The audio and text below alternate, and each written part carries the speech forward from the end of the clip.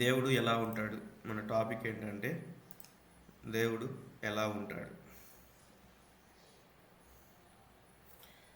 So ఈ యొక్క మాటను బట్టి మనం అర్థం చేసుకున్నప్పుడు దేవుడు ఎలా ఉంటాడని మనం గుర్తించగలము అన్న విషయాన్ని మనం ఆలోచన చేస్తే, దేవుడు పరిశుద్ధుడు అన్న విషయాన్ని లేఖన భాగంలో మనం చూస్తాం. పరిశుద్ధ లేఖన భాగంలో దేవుడు ఎలా ఉంటాడంటే ఆయన పరిశుద్ధుడు, అంటే పరిశుద్ధత కలిగినటువంటి వాడు. పరలోకంలో పరిశుద్ధత ఉంటున్నది, దేవుడు పరిశుద్ధుడు. అలానే సంఘాన్ని కూడా దేవుడు పరిశుద్ధంగా చూడాలనుకుంటున్నాడు.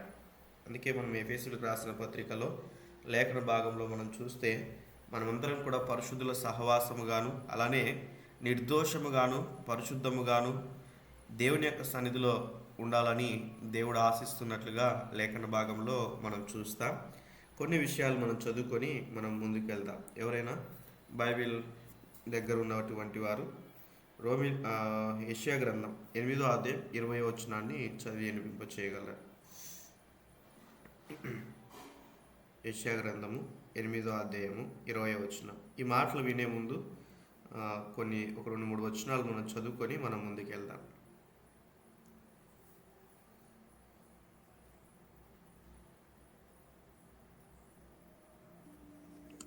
ధర్మశాస్త్రమును ప్రమాణ వాక్యమును విచారించుడి.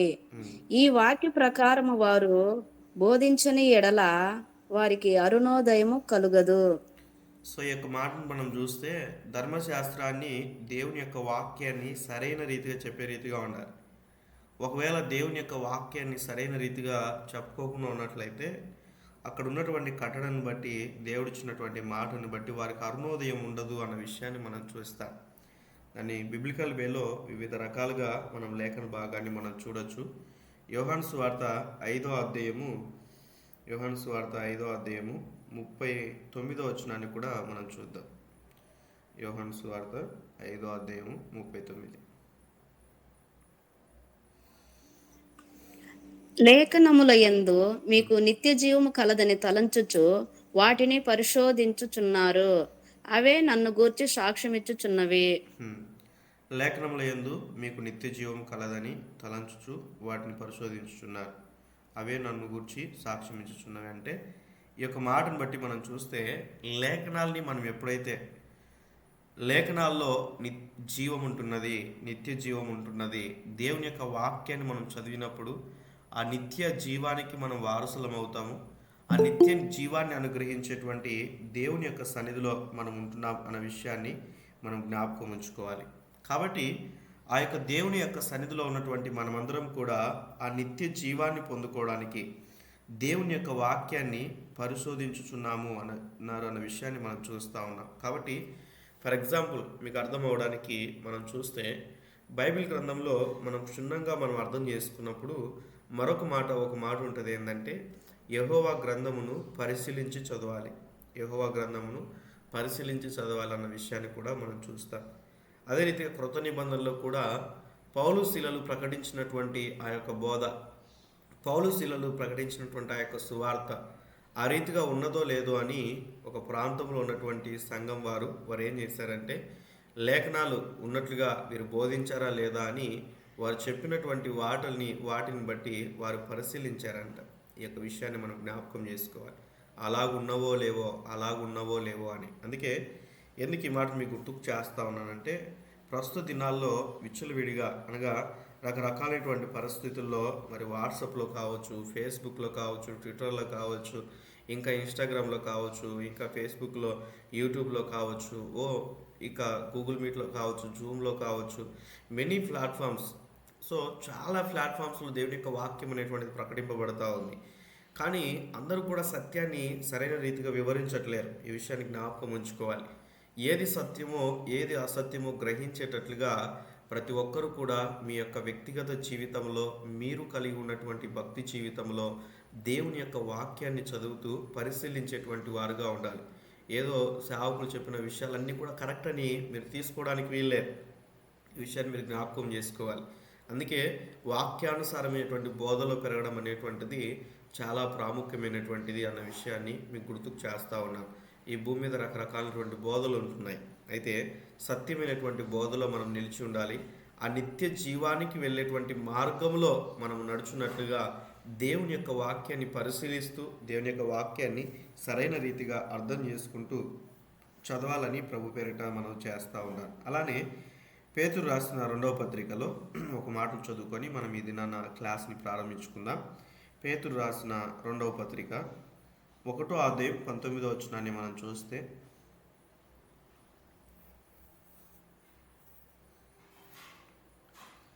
పేతురు రాసిన 2వ పత్రిక 1వ అధ్యాయం 19వ వచనం ఎవరైనా చదవచ్చు.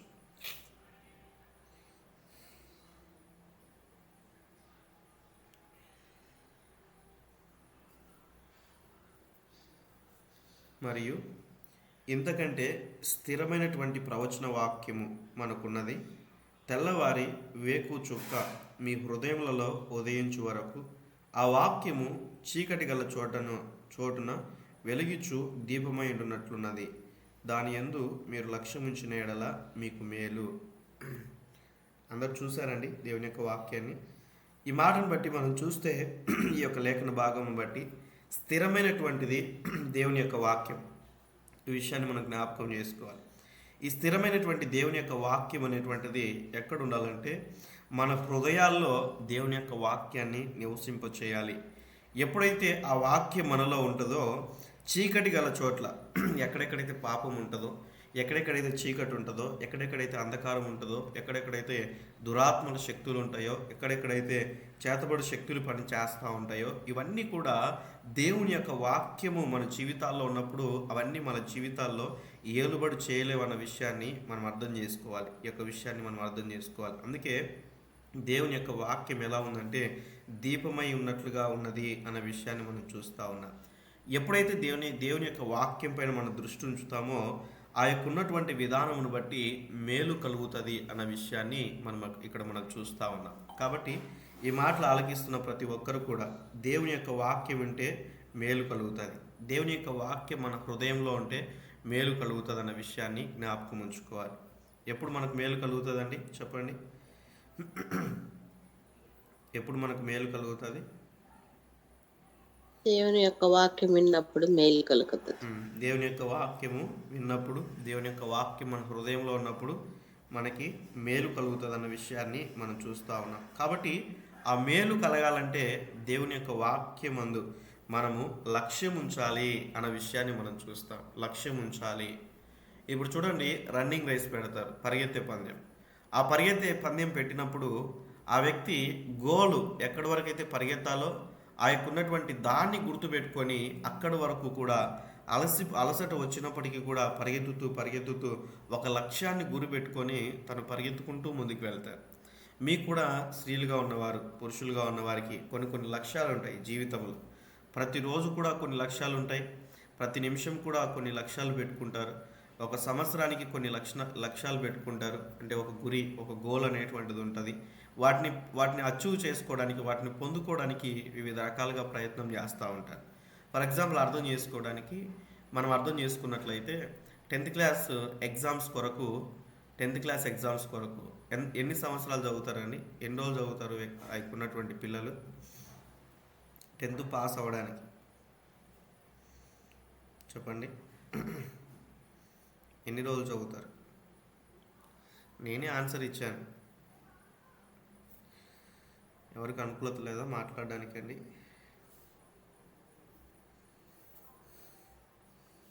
టెన్త్ క్లాస్ పాస్ అవ్వడానికి ఎన్ని రోజులు చదువుతారు? నా మాటలు వినిపిస్తున్నాయి కదా అందరికీ?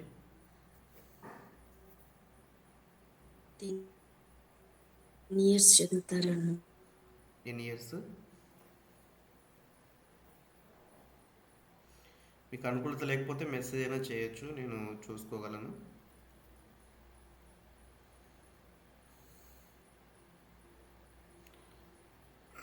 పదవ తరగతి పాస్ అవడానికి ఎన్ని సంవత్సరాలు చదువుతారు? సంవత్సరం పడుతుంది. ఒక సంవత్సరం. 10వ తరగతి ఎగ్జామ్స్ రాయడానికి సంవత్సరం అంతా కూడా చదువుతారు. సంవత్సరం అంతా కూడా అంటే దాదాపుగా కొన్ని నెలల వరకు దాదాపుగా కొన్ని నెలల వరకు వాళ్ళు చదివి ఎగ్జామ్ రాస్తారు అర్థం చేసుకోవడానికి. సంవత్సరం అంతా చదివి ఒక్కసారి ఎగ్జామ్ రాసినప్పుడు మన జీవితాల్లో మన జీవితం అంతా కూడా మనం ఈ యొక్క దేవుని యొక్క వాక్యాన్ని చదువుతూ ఒక్కసారిగా దేవుడు పరీక్షించినప్పుడు మనల్ని మనము ఆ నిత్య జీవానికి పాస్ అవుతామా లేదా అన్నట్లుగా ఆలోచన చేస్తూ మన అనుదినము కూడా శ్రద్ధగా భయభక్తులతో దేవుని యొక్క వాక్యాన్ని చదువుతూ ఆ వాక్యానుసారంగా జీవించడానికి ఆ యొక్క ఉన్నటువంటి నిత్య జీవానికి మనం కూడా ప్రిపరేషన్లో ఉండాలి. ఆ నిత్య జీవానికి మనం కూడా సిద్ధపాటు కలిగి ఉండాలి. ప్రభు రాకడ అతి సమీపంగా ఉన్నదన్న విషయాన్ని మీకు గుర్తుకు చేస్తా ఉన్నాను. అప్పటికల్లా దేవుని యొక్క వాక్యాన్ని చదివి ఆ హృదయంలో దేవుని యొక్క వాక్యాన్ని ఉంచుకొని దేవుని వైపు మనం చూస్తూ మనం ముందుకెళ్ళినప్పుడు ఏ రీతిగా అయితే దేవుని యొక్క సన్నిధిలో 10th క్లాస్ చదువుతున్నటువంటి వారు 10వ తరగతి చదువుతున్నటువంటి వారు సంవత్సరం అంతా కూడా వెయిట్ చేసి వారు ఎగ్జామ్స్ రాసినప్పుడు కొన్ని రోజుల తర్వాత రిజల్ట్ వస్తుంది. అలానే ఆ రిజల్ట్లో పాస్ అయినట్లయితే వారికి సంతోషం, ఫెయిల్ అయినట్లయితే వారికి బాధ, దుఃఖం. ఈ విషయాన్ని జ్ఞాపకం చేసుకోవాలి. అలానే పేరెంట్స్గా ఉన్నవారు సంతోషపడరు, పిల్లలుగా ఉన్నవారు కూడా సంతోషపడరు ఫెయిల్ అయినప్పుడు. అలానే మంచిగా పాస్ అయితే తల్లిదండ్రులు సంతోషపడతారు, బిడ్డలు కూడా సంతోషపడతారు. అలానే మన ఆత్మీయ జీవితాల్లో ప్రభు మనకి ఇచ్చినటువంటి యొక్క పరిశుద్ధ గ్రంథాన్ని, ఈ పరిశుద్ధ లేఖనాన్ని మనం క్షుణ్ణంగా అర్థం చేసుకుంటూ ప్రతిరోజు కూడా మానక దేవుని యొక్క వాక్యాన్ని చదువుతూ ముందుకు వెళ్ళినప్పుడు దేవుడు గొప్ప కార్యములు చేస్తాడు. ఈ యొక్క ఉన్నటువంటి విధానమును బట్టి ఆ కార్యములు అనేటువంటిది మన జీవితాల్లో జరగాలంటే కంపల్సరిగా దేవుని యొక్క వాక్యాన్ని చదవాలి. ప్రభు రాకడలో మనం ఎత్తబడేటువంటి వారముగా ఉంటూ దేవుని యొక్క సన్నిధిలో మనం ముందుకు వెళ్ళాలి. మరొక విషయాన్ని మీకు తెలియజేస్తాను. మీకు అందరికి కూడా తెలిసినటువంటి విషయమే. బల్బును కనిపెట్టింది ఎవరండి? బల్బును కనిపెట్టింది ఎవరు? Thomas Alva Edison. Very good. Thomas Alva Edison. ఈ థామస్ ఆల్వా ఎడిసన్ ఉన్నటువంటి యొక్క విధానంను బట్టి మనం అర్థం చేసుకుంటే ఆల్మోస్ట్ మీ అందరికీ కూడా తన గురించినటువంటి విషయాలు తెలుసు. నేను ఎక్కువ విషయాలు మాట్లాడను, కానీ ఈ యొక్క థామస్ ఆల్వా ఎడిసన్ గురించినటువంటి విషయాన్ని మనం చూస్తే తను ఒక శాస్త్రవేత్త అయ్యాడు. వాస్తవానికి తన జీవిత కాలంలో మనం అర్థం చేసుకున్నప్పుడు తను ఎప్పుడు పుట్టాడంటే ఫిబ్రవరి 11న 1847లో తను జన్మించాడు. ఫిబ్రవరి 11న 1847లో తను జన్మించాడు. ఆ జన్మించిన తర్వాత కొన్ని దినాలకి ఎప్పుడైతే తనకున్నటువంటి ఆ యొక్క స్థలంలో, తనకున్నటువంటి ఆ యొక్క ప్రాంతంలో తను స్కూల్కి వెళ్తున్నటువంటి ఆ సమయంలో ఆ యొక్క ఉన్నటువంటి తనకు జ్ఞాపక శక్తి లేనటువంటి విధానంను బట్టి ఆ స్కూల్ టీచర్స్ మీ అబ్బాయికి మేము చదువు చెప్పలేమన్నట్లుగా ఒక లెటర్ రాసి ఆ యొక్క ఉన్నటువంటి థామస్కి ఆ చేతిలో పెట్టి మీ మమ్మీకి ఇవ్వు అని చెప్పినప్పుడు వాళ్ళ మమ్మీ వాటిని చదివి తన ఆలోచన చేసి ఇంటి దగ్గరే ఉండి తను ఏం చేసిందంటే బాగా చదువుకునేటట్లుగా తనే చదువు చెప్పి తనే తన మాట్లాడుతూ తన గురించి ధైర్యం చెప్పి విశ్వాసంలో పెంచుతూ అలానే ఏంటంటే తన దేవుడిచ్చినటువంటి జ్ఞానాన్ని తనకు తెలియచేసినట్లుగా మనము ఈ స్టోరీలో మనం చూస్తాం అర్థం చేసుకోవడానికి. ఈ వ్యక్తి అటువంటి పరిస్థితుల్లో ఉన్నప్పుడు వాస్తవానికి చదువు రావట్లేదని, జ్ఞానం సరిపోలేదని, చెప్పిన విషయాలు మర్చిపోతున్నాడని రిజెక్ట్ చేశారు యాజమాన్యం, టీచర్స్. కానీ తల్లిగా తను చేసినటువంటి పని ఏంటంటే తన కుమారుని యొక్క జీవితాన్ని రూపుదిద్దినట్లుగా మనం చూస్తాం. ఇక్కడ ఉన్నటువంటి ప్రేమైన దేవుని బిడ్డలారా, దేవుని యొక్క సన్నిధిలో నేను ఇంకా ఈ దినాన క్లాస్ స్టార్ట్ చేయలేదు. ఇంట్రడక్షన్ పార్ట్గా కొన్ని విషయాలు మీతో మాట్లాడుతున్నాను. దేవుడు మీకు ఆ జ్ఞానం ఇచ్చినప్పుడు దేవుని యొక్క సన్నిధిలో మీరు అనేక మంది ఈ యొక్క భూమి మీద అజ్ఞానుల వలె నశించిపోతూ ఉన్నారు. వారి పట్ల శ్రద్ధ కలిగి వారి జీవితాలను దిద్దేవారుగా, వారి జీవితాలని సరిచేసేవారుగా, వారికి జ్ఞానం తెలిపేవారుగా మీ ఆత్మీయ జీవితాల్లో మీరంటూ ఒక ప్రణాళిక కలిగి ముందుకు వెళ్ళేటట్లుగా ఉండాలి. ఎప్పుడైతే ఆ థామస్ ఆల్వా ఎడిసన్ తన జీవితంలో ఉన్న ఆ పరిస్థితిని అంతటినీ కూడా తన తల్లి హైడ్ చేసి ఎప్పుడైతే తనకున్నటువంటి తన జీవితం పట్ల తనకు ఆసక్తిని కలుగచేస్తూ ఇంకా ఆ యొక్క ముందుకు నడిపిస్తున్న సమయంలో థామస్ ఆల్వా ఎడిసన్ తను చేసినటువంటి క్రియల్లో మనం చూస్తే తను బల్బును కలిపెట్టడానికి ఎన్నో మార్లు తను ఫెయిల్యూర్ అయినట్లుగా మనం చూస్తాం.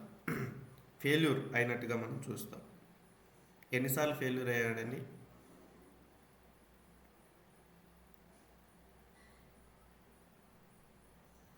చెప్తారా?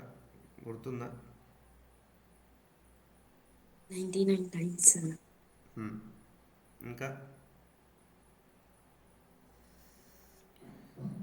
హిస్టరీలో చెప్పినటువంటి విషయాలు ఏంటంటే 2070 ఈ 2070 2774 సార్లు అకార్డింగ్ టు హిస్ రికార్డ్స్ తను ఏం చేశాడంటే హీ ఫెయిల్డ్ అంట. అతను ఏం చేశాడంటే 2774 సార్లు తను ఫెయిల్ అయిపోయాడంట. అయినప్పటికీ కూడా తను ఏంటంటే ఎప్పుడు కూడా నిరుత్సాహపడుకోకుండా తను ఏం చేశాడంటే తను అన్నిసార్లు ఫెయిల్యూర్ అయిపోయినప్పటికి కూడా తన జీవితంలో ఆ బల్బును కనిపెట్టేంత వరకు కూడా ఆ యొక్క ఉన్నటువంటి విధానమును బట్టి తను విరమించుకోకుండా ఏం చేశాడంటే ప్రయత్నం చేశాడు. ఈరోజు చూడండి, మీ జీవితాల్లో ఉన్నటువంటి సమస్యలు మీరు సమస్యలుగా చూస్తున్నట్లయితే మీరు ఆత్మీయంగా ఎదగలేరు. నా పాయింట్ మీరు అర్థం చేసుకోండి. జస్ట్ ఇందాకే ఒక సహోదరి ఫోన్ చేశారు, ఒక హాఫ్ అన్ అవర్ క్రితం, దాదాపుగా 7:30 నుంచి 8 వరకు తను మాట్లాడారు. చదువుతున్నటువంటి సమయంలో తనకున్న సమస్యలు చదువు కష్టమైపోతుంది. చదువు అంతా అయిపోయిన తర్వాత ఉద్యోగము కోసము చదువుకున్న ఉద్యోగం బెటర్ అన్నట్లుగా ఆలోచన చేసేటప్పుడు ఇప్పుడు దేవుడు ఉద్యోగాన్ని ఇచ్చాడు, నర్సింగ్లో ఉద్యోగం చేస్తామని. ఇప్పుడు తనకున్న ప్రాబ్లం ఏంటంటే డ్యూటీ అవర్స్ కష్టమైపోతూ ఉన్నాయి, డ్యూటీ చేయడం కష్టమైపోతుంది, కాలేజ్ లైఫే బాగుంది అన్న మైండ్ సెట్ని బట్టి. సో నేను ఎందుకు ఈ మాట చెప్తున్నానంటే మనం ఉన్న స్థితిలో మనం ప్రభువును బట్టి సంతోషించే వారంగా మనం ఉండాలి. యాక్చువల్లీ ఇవన్నీ నేను చెప్పాలనుకోలేదు, కానీ సందర్భం వచ్చింది కాబట్టి మీకు తెలియచేస్తా ఉన్నాను. మేబీ ఇక్కడ ఉన్నటువంటి వారికి ఈ మాటలు అవసరమేమో. మీకున్నటువంటి సమస్యను సమస్యగా మీరు చూడొద్దు. ఈ విషయాన్ని మీరు అర్థం చేసుకోవాలి. దేవుని పైన మనం ఆధారపడి జీవించినప్పుడు మన సమస్యలన్నీ కూడా దేవుడు తీర్చుటకు సమర్థుడు అనే విషయాన్ని జ్ఞాపకం ఉంచుకోవాలి. వాస్తవానికి ఆ యొక్క ఉన్నటువంటి విధానమును బట్టి మనం అర్థం చేసుకున్నట్లయితే నాకు ఒకసారి ఈ యొక్క ఉన్నటువంటి విధానం బట్టి ఉదయకాల సమయంలో నాకు డబ్బులు కావాలి, దాదాపుగా 10,000 వరకు కావాలి. అయితే దేవుని యొక్క వాక్యంలో ఏముందంటే దేవుని యొక్క వాక్యంలో తన ప్రియులు నిద్రించుచుండగా దేవుడు వారికి అనుగ్రహించును అనే విషయాన్ని మనం చూస్తాం. లేఖన భాగంలో తన ప్రియులు నిద్రించుచుండగా దేవుడు అనుగ్రహించును అన్న విషయాన్ని ఉదయం లేవగానే నా మొబైల్లో మెసేజ్ చూసినప్పుడు నాకు ఎంతైతే అవసరమైందో ఆ డబ్బు నా యొక్క అకౌంట్లో పడింది. ఈ విషయాన్ని జ్ఞాపకం ఉంచుకోవాలి. ఎందుకు ఈ మాట తెలియచేస్తా ఉన్నానంటే మనం ఎప్పుడైతే దేవునికి మొదటి స్థానం ఇస్తామో, ఎప్పుడైతే మొదట దేవుని ప్రేమించగలుగుతామో, దేవుని ప్రేమించు వారికి ఆయన సంకల్పము చొప్పున పిలువబడిన వారికి మేలు కలుగుటకై సమస్తము సమకూడి జరుగునని దేవుని యొక్క వాక్యంలో సెలవిస్తూ ఉన్నది. రోమిలకు రాసిన పత్రిక 8వ అధ్యాయము 28వ వచనంలో ఈ యొక్క మాట ఉంటుంది. రోమా 8:28. ఎప్పుడైతే నువ్వు దేవుని మొదట ప్రేమిస్తావో సమస్తము కూడా దేవుడు మీకు అనుగ్రహిస్తాడన్న విషయాన్ని జ్ఞాపకం చేసుకోవాలి. అది ఏదైనా కూడా కావచ్చు. మీ చదువు విషయంలో కావచ్చు, ఉద్యోగంలో కావచ్చు, వ్యాపారంలో కావచ్చు, ఆర్థిక ఇబ్బందులు కావచ్చు, ఆ యొక్క ఆరోగ్య పరిస్థితుల్లో కావచ్చు, వివాహ విషయాల్లో కావచ్చు, పిల్లల విషయంలో కావచ్చు, గర్భఫల విషయంలో కావచ్చు, ఏదైనా కూడా కావచ్చు. ఈ పాయింట్ మీరు అర్థం చేసుకోవాలి. మొదట దేవునికి ప్రాధాన్యత ఇవ్వాలి. మొదట దేవునికి ప్రాధాన్యత ఇచ్చినప్పుడు దేవుడు సమస్తాన్ని కూడా దేవుడు సమకూరుస్తాడు. కాబట్టి యాక్చువల్లీ నాకు ఈ యొక్క బైబిల్ స్టడీలో ఈ విషయాలన్నీ కూడా నేను చెప్పదలుచుకోలేదు, ముందుగా ఏం ప్రిపేర్ అవ్వలేదు. కానీ మేబీ ఇక్కడ ఉన్నటువంటి మీకు ఈ మాటలు అవసరమేమో, దేవుడు మీకు మాట్లాడిస్తూ ఉన్నాడు. ఓకే, మనము బైబిల్ స్టడీలో కంటిన్యూ అవుదా. ఇక్కడ మనం చూస్తే దేవుడు ఎలా ఉంటాడన్న విషయాన్ని జ్ఞాపకం చేసుకోవాలి. ఫర్ ఎగ్జాంపుల్ అర్థం చేసుకోవడానికి ఈ యొక్క హ్యూమన్ లైఫ్ని బట్టి మనము ఉన్న ఈ యొక్క సరౌండింగ్లో ఉన్నటువంటి ఈ యొక్క పరిస్థితులను బట్టి మనం చూస్తే సెల్ ఫోన్ ఎలా ఉంటుందో మనకు తెలుసు. అలానే ఒక కుక్క కావచ్చు, ఒక పిల్లి కావచ్చు, లేకుంటే కొన్ని జంతువులు కావచ్చు, లేకుంటే మనుషులు కావచ్చు. అమెరికన్స్ ఎలా ఉంటారు, జపానీస్ వాళ్ళు ఎలా ఉంటారు, నీగ్రోస్ ఎలా ఉంటారు, సౌత్ ఆఫ్రికా వాళ్ళు ఎలా ఉంటారు, ఇకున్నటువంటి విధానం బట్టి, ఇంకా పాకిస్తాన్ వాళ్ళు ఎలా ఉంటారు, హ్యూమన్ బీయింగ్ బట్టి వాళ్ళు ఎలా ఉంటారు అంటే మనం చెప్పగలం. వాళ్ళ కల్చర్ని బట్టి, వారికున్న పద్ధతులను బట్టి, వారికున్న అలవాట్లను బట్టి. సో ఇలా కొన్ని విషయాలను బట్టి మనం డిఫైన్ చేసి వాటి గురించినటువంటి వివరణ మనం ఇవ్వగలం. అయితే దేవుడు ఎలా ఉంటాడంటే బైబిల్ ఏం చెప్తుంది అనే విషయాన్ని మనం స్టడీ చేస్తూ కొన్ని విషయాలు మనం చూస్తూ మనం ముందుకు వెళ్దాం. దేవుడు ఎలా ఉంటాడంటే బైబిల్ చెప్తున్నటువంటి విషయం ఏంటంటే దేవుడు పరిశుద్ధుడు అనే విషయాన్ని తెలియచేస్తా ఉంది. ఈ యొక్క పరిశుద్ధుడైనటువంటి దేవుడు ఈ యొక్క విషయాల్ని మనం చూస్తే 3 విషయాల్ని మనం చూస్తాం.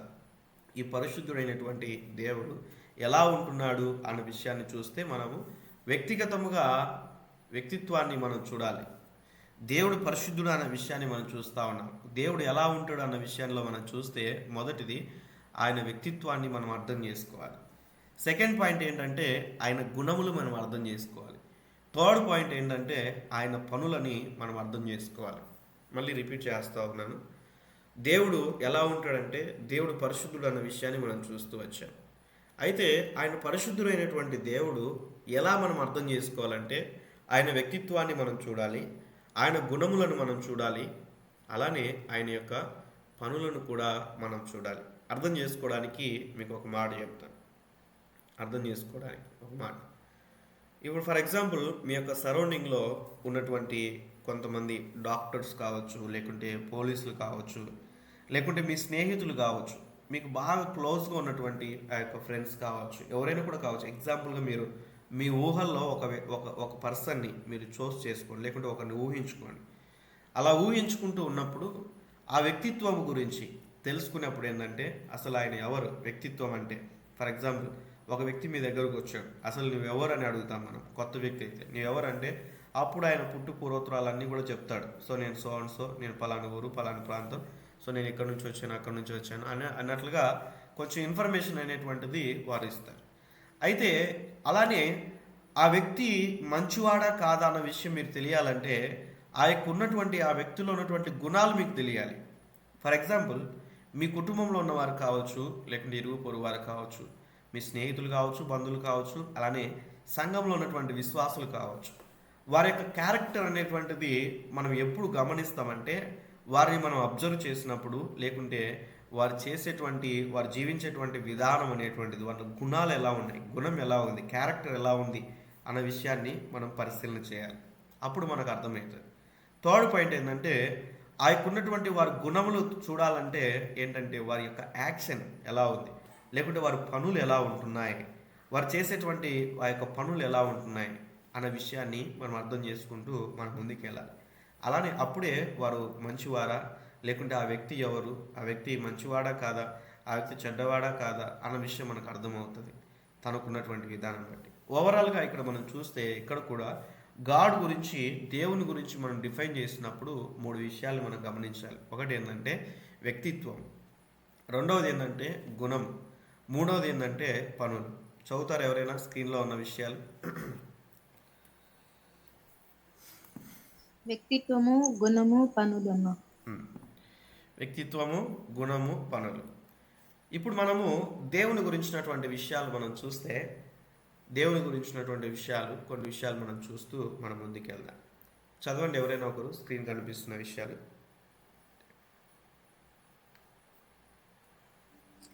దేవుడు తన గుణములో పరిశుద్ధుడు. దేవుని గుణము ఆయన లక్షణాల ద్వారా స్పష్టమగుచున్నది, అందుకే వీటిని గుణ లక్షణాలు అని అంటాం. సో ఇక్కడ మనం చూస్తే ఈ యొక్క ఆట్రిబ్యూట్స్ అనేటువంటిది ఏంటంటే గుణ లక్షణాలు అన్న విషయాన్ని మనం చూస్తాం. దేవుని గుణ లక్షణాలని ద ఆట్రిబ్యూట్స్ ఆఫ్ గాడ్ అని ఇంగ్లీష్లో అంటారు.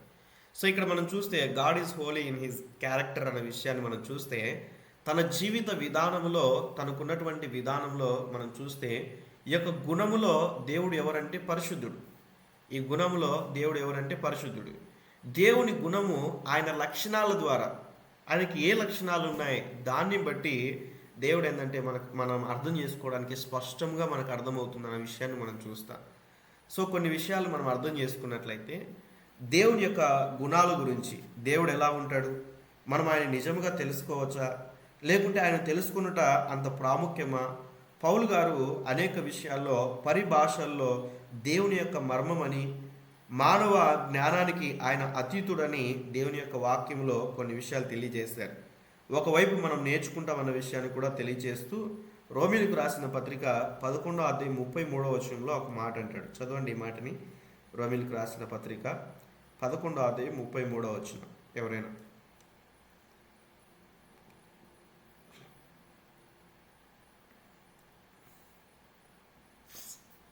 రోమిలకు రాసిన పత్రిక 11 ఆహా అధ్యాయం 33 వచ్చిన. ఆహా దేవుని బుద్ధి జ్ఞానములో బాహుల్యము ఎంతో గంభీరము. ఆయన తీర్పులు శోధింపనెంతో ఆవశ్యకములు సో అసఖ్యములు. ఉమ్, మరొక మాట మనం చదువుకుందాం. కొరింథీయులకు రాసిన మొదటి పత్రిక 2వ అధ్యాయం 11 వచనం. కొరింథీయులకు రాసిన మొదటి పత్రిక 2వ అధ్యాయం 11 వచనం. ఒక మనుషుని సంగతులు అతనిలోనున్న మనుష్యాత్మకే గాని మనుషుల్లో మరి ఎవనికి తెలియను. అలాగే దేవుని సంగతులు దేవుని ఆత్మకే గాని మరి ఎవనికి తెలియవు. సో ఈ మాటను కూడా మనం చూస్తాం. దేవుని యొక్క సన్నిధిలో ఉన్నటువంటి యొక్క విధానం బట్టి the things of God knowledge no man but the spirit of God అన్న విషయాన్ని కూడా మనం చూస్తూ ఉన్నాం.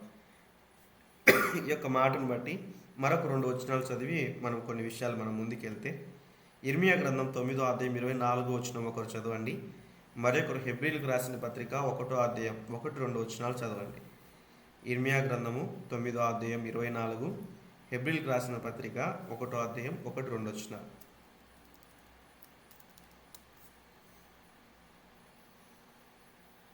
చదవండి.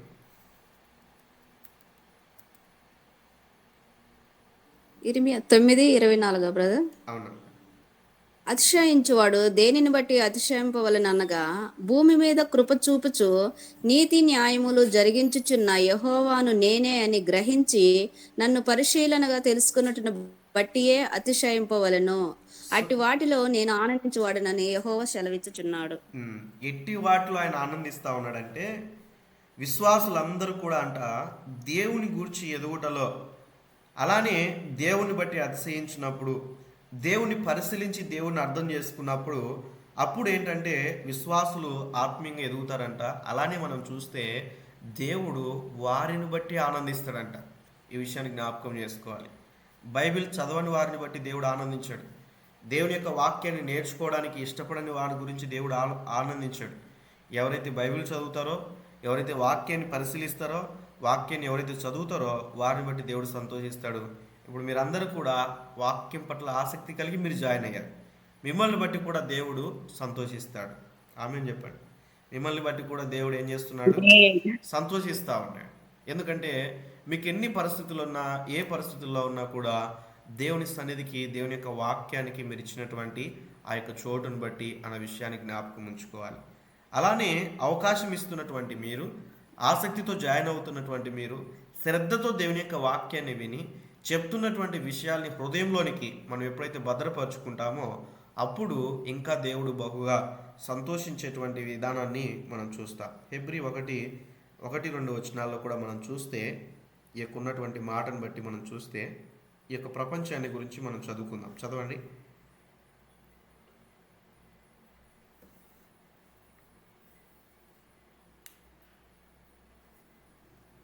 ఒకటే బ్రదర్.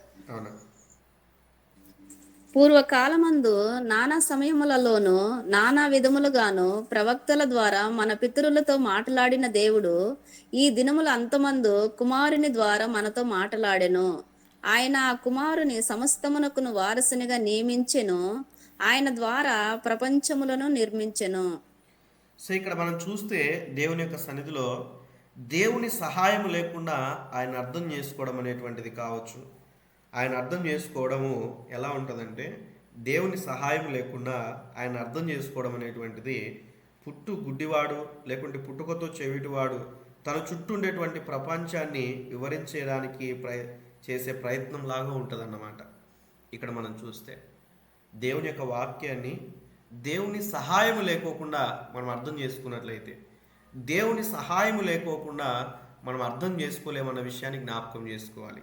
ఒకవేళ దేవుని సహాయం లేకుండా మనం అర్థం చేసుకున్నట్లయితే, ఒక గుడ్డోడు ఎలా అయితే ప్రపంచాన్ని వివరించలేడో, ఈ ప్రపంచంలో జరిగేటువంటి విషయాల గురించి వినలేడో అటువంటి పరిస్థితి ఉంటుందని ఈ మాటను బట్టి మనం చూస్తాం. అందుకే ఇక్కడ మనం చూస్తే దేవుని గురించి తెలుసుకున్నటకు మనం దేవుని సహాయమును కోరాలి. దేవుని యొక్క సహాయం మనకు కావాలి. దేవుడు తనను గూర్చి విషయాలు బయలుపరుచుకున్నాడు. ఏమని బయలుపరుచుకున్నాడు? ఆయన యొక్క సృష్టిలో భాగమైనటువంటి విధానమును బట్టి ఈ ప్రపంచములు ఎలా కలిగాయో వాటి గురించి ఆయన వివరిస్తూ ఉన్నాడు. ఈ యొక్క మాటను బట్టి హెబ్రీయులకు రాసిన పత్రిక 1:1, 2 మనం చూస్తే పూర్వకాలమున నానా సమయములలో నానా విధములుగా ప్రవక్తల ద్వారా మన పితరులతో మాట్లాడిన దేవుడు చూడండి. ఫ్రమ్ ద బిగినింగ్ దేవుడు ఆదాముతో ప్రతిరోజు కూడా ముచ్చటించేవాడు, ప్రతిరోజు కూడా ఆదాముతో మాట్లాడేవాడు.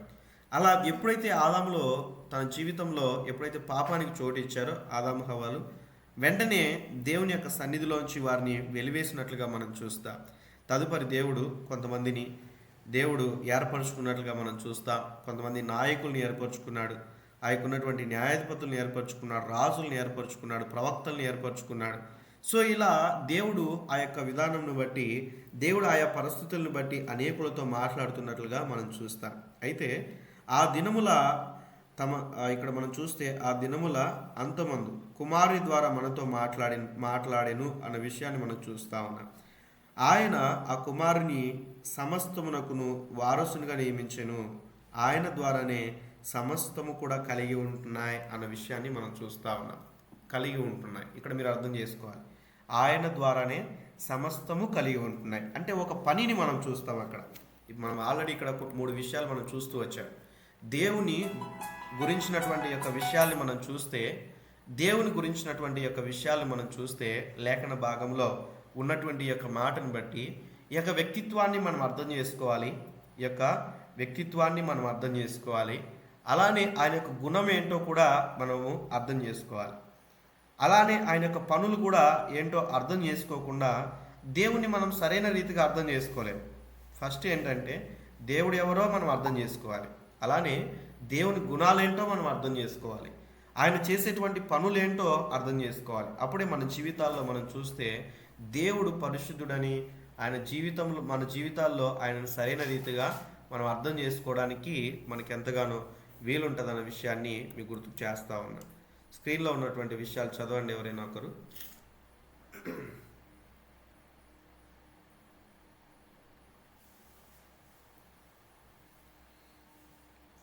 నేనే చదువుతాను.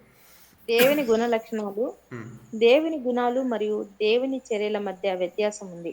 ఇక్కడ మనం చూస్తే దేవుని యొక్క గుణలక్షణాలని మనం చూస్తే గాడ్స్ అట్రిబ్యూషన్స్ అనేటువంటి యొక్క విధాన్ని, దేవుని గుణలక్షణాలు అనేటువంటివి మనము అర్థం చేసుకున్నప్పుడు దేవుని గుణలక్షణాలు మరియు దేవుని చర్యల మధ్య వ్యత్యాసం ఉంటున్నది. ఆయన గుణాలు సపరేట్గా మనం అర్థం చేసుకోవాలి. అలానే దేవుని చర్య అంటే ఆయన పనిని కూడా మనము అర్థం చేసుకోవాలి. ఈ యొక్క విషయాన్ని మనం అర్థం చేసుకోవాలి. దేవుడు పరిశుద్ధుడు అన్న విషయాన్ని మనం చూస్తూ వచ్చా. ఆయన పనులు ఏ రీతిగా ఉన్నాయన్న విషయాన్ని కూడా మనం అర్థం చేసుకున్నట్లయితే ఇక్కడ ఒక మాట మీకు తెలియచేస్తాను. దేవుని గుణలక్షణాల్లో ఒక మాటని మనం చూస్తూ మనం ముందుకెళ్ళినప్పుడు ఈ యొక్క ఉన్నటువంటి ఈ యొక్క లేఖన భాగంను బట్టి మనం కొన్ని విషయాలు మనం చూస్తూ ముందుకెళ్దాం. చదువుతారు ఎవరైనా యొక్క వచనాన్ని?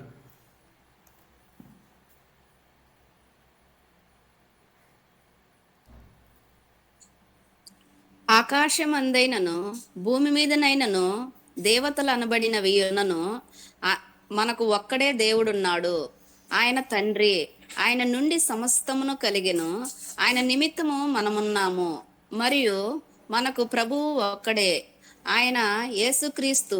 ఆయన ద్వారా సమస్తమును కలిగెను, మనము ఆయన ద్వారా కలిగిన వారము. దేవునికి స్తోత్రం. సో ఇక్కడ మనం స్పష్టంగా మనం అర్థం చేసుకోవాలి. మీరు బైబిల్ తెరిచి ఈ యొక్క మాటని 1 నిమిషం మీరు చూడండి. అందరూ కూడా మరొకసారి నిదానంగా చదవడాక అందరు కూడా బైబిల్ తెరవండి. అందరూ కూడా బైబిల్ తెరిచి దేవుని గుణలక్షణాల గురించి మనం అర్థం చేసుకుంటూ చూద్దాం. నిదానంగా చదవండి, స్లోగా. ఆకాశమందైనను భూమి మీదైనను దేవతలు అనబడిన ఇన్నను మనకు ఒక్కడే దేవుడున్నాడు. ఆయన తండ్రి, ఆయన నుండి సమస్తమును కలిగెను, ఆయన నిమిత్తం మనమున్నాము.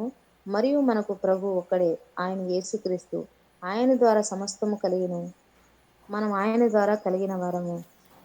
సో ఇక్కడ స్పష్టంగా మనం చూస్తే ఆకాశమందైనను భూమి మీదనైనను దేవతలు అనబడినవి ఉన్నాయి. దేవుని యొక్క వాక్యంలో మనం చూస్తాం. దేవతలు అనబడి పిలువబడుతున్న వారు చాలామంది ఉన్నారు.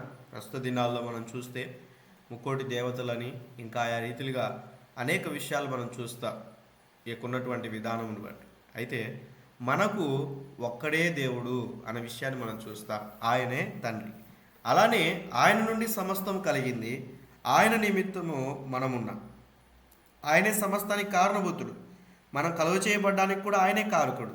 అయితే ఆయన నిమిత్తం మనం ఉన్నామన్న విషయాన్ని జ్ఞాపకం చేసుకోవాలి. మరియు మనకు ప్రభు ఒక్కడే, ఆయన యేసుక్రీస్తు. ఆయన ద్వారా సమస్తం కలిగెను, మనము ఆయన ద్వారా కలిగిన వారు. దేవుని ద్వారా మనం కలుగ చేయబడ్డాం. మనం ఎవరి కోసం అంటే దేవుని కోసం. ఎవరి ద్వారా కలుగ చేయబడ్డాం మనం? చెప్పండి. ఎవరి ద్వారా? దేవుని ద్వారా మనము కలుగ చేయబడ్డాం. అయితే దేవుని ద్వారా కలుగ చేయబడినటువంటి మనము ఇక్కడ మనం చూసినట్లయితే లేఖన భాగములను బట్టి దేవుని ద్వారా కలుగ చేయబడిన మనం ఎవరి కోసము ఉన్నాం? ఎవరి కోసం ఉన్నాం? దేవుని కోసం. దేవుని కోసం. ఎలా దేవుని కోసం ఉన్నారని చెప్తారు చెప్పండి. ఈరోజు మీ పిల్లల కొరకు మీరు లేరా? మీ భర్త కొరకు, మీ పిల్లలకు, మీ యొక్క భార్య కొరకు, తల్లిదండ్రుల కొరకు, ఇలా ఈ భూమి మీద ఉద్యోగం కొరకు, వ్యాపారం కొరకు, చదువు కొరకు లేరా మీరు ఈ భూమి మీద? చెప్పండి. మనం ఎలా అర్థం చేసుకోవాలి ఈ మాటను బట్టి? ఎన్నున్నా దేవుని కిందే, దేవుడే కావాలి. అన్ని ఆయన ఇచ్చినాయి కాబట్టి. సో ఈ భూమి మీద మనకి ఎన్ని ఉన్నా, మనకున్నటువంటి సమస్తం విషయంలో కూడా మనం ఎక్కడున్నా, ఒకవేళ చదువుకుంటున్నావా, నువ్వు దేవుని కొరకే చదువుకుంటూ దేవుని కొరకే జీవించాలి. ఉద్యోగం చేస్తున్నావా, నీ ఉద్యోగంలో కూడా ఉద్యోగం చేసుకుంటూ ప్రభు కొరకు జీవించాలి. మొదట ఆయన కొరకు నువ్వు స్థానం ఇవ్వాలి. ఈ విషయాన్ని జ్ఞాపకం ఉంచుకోవాలి.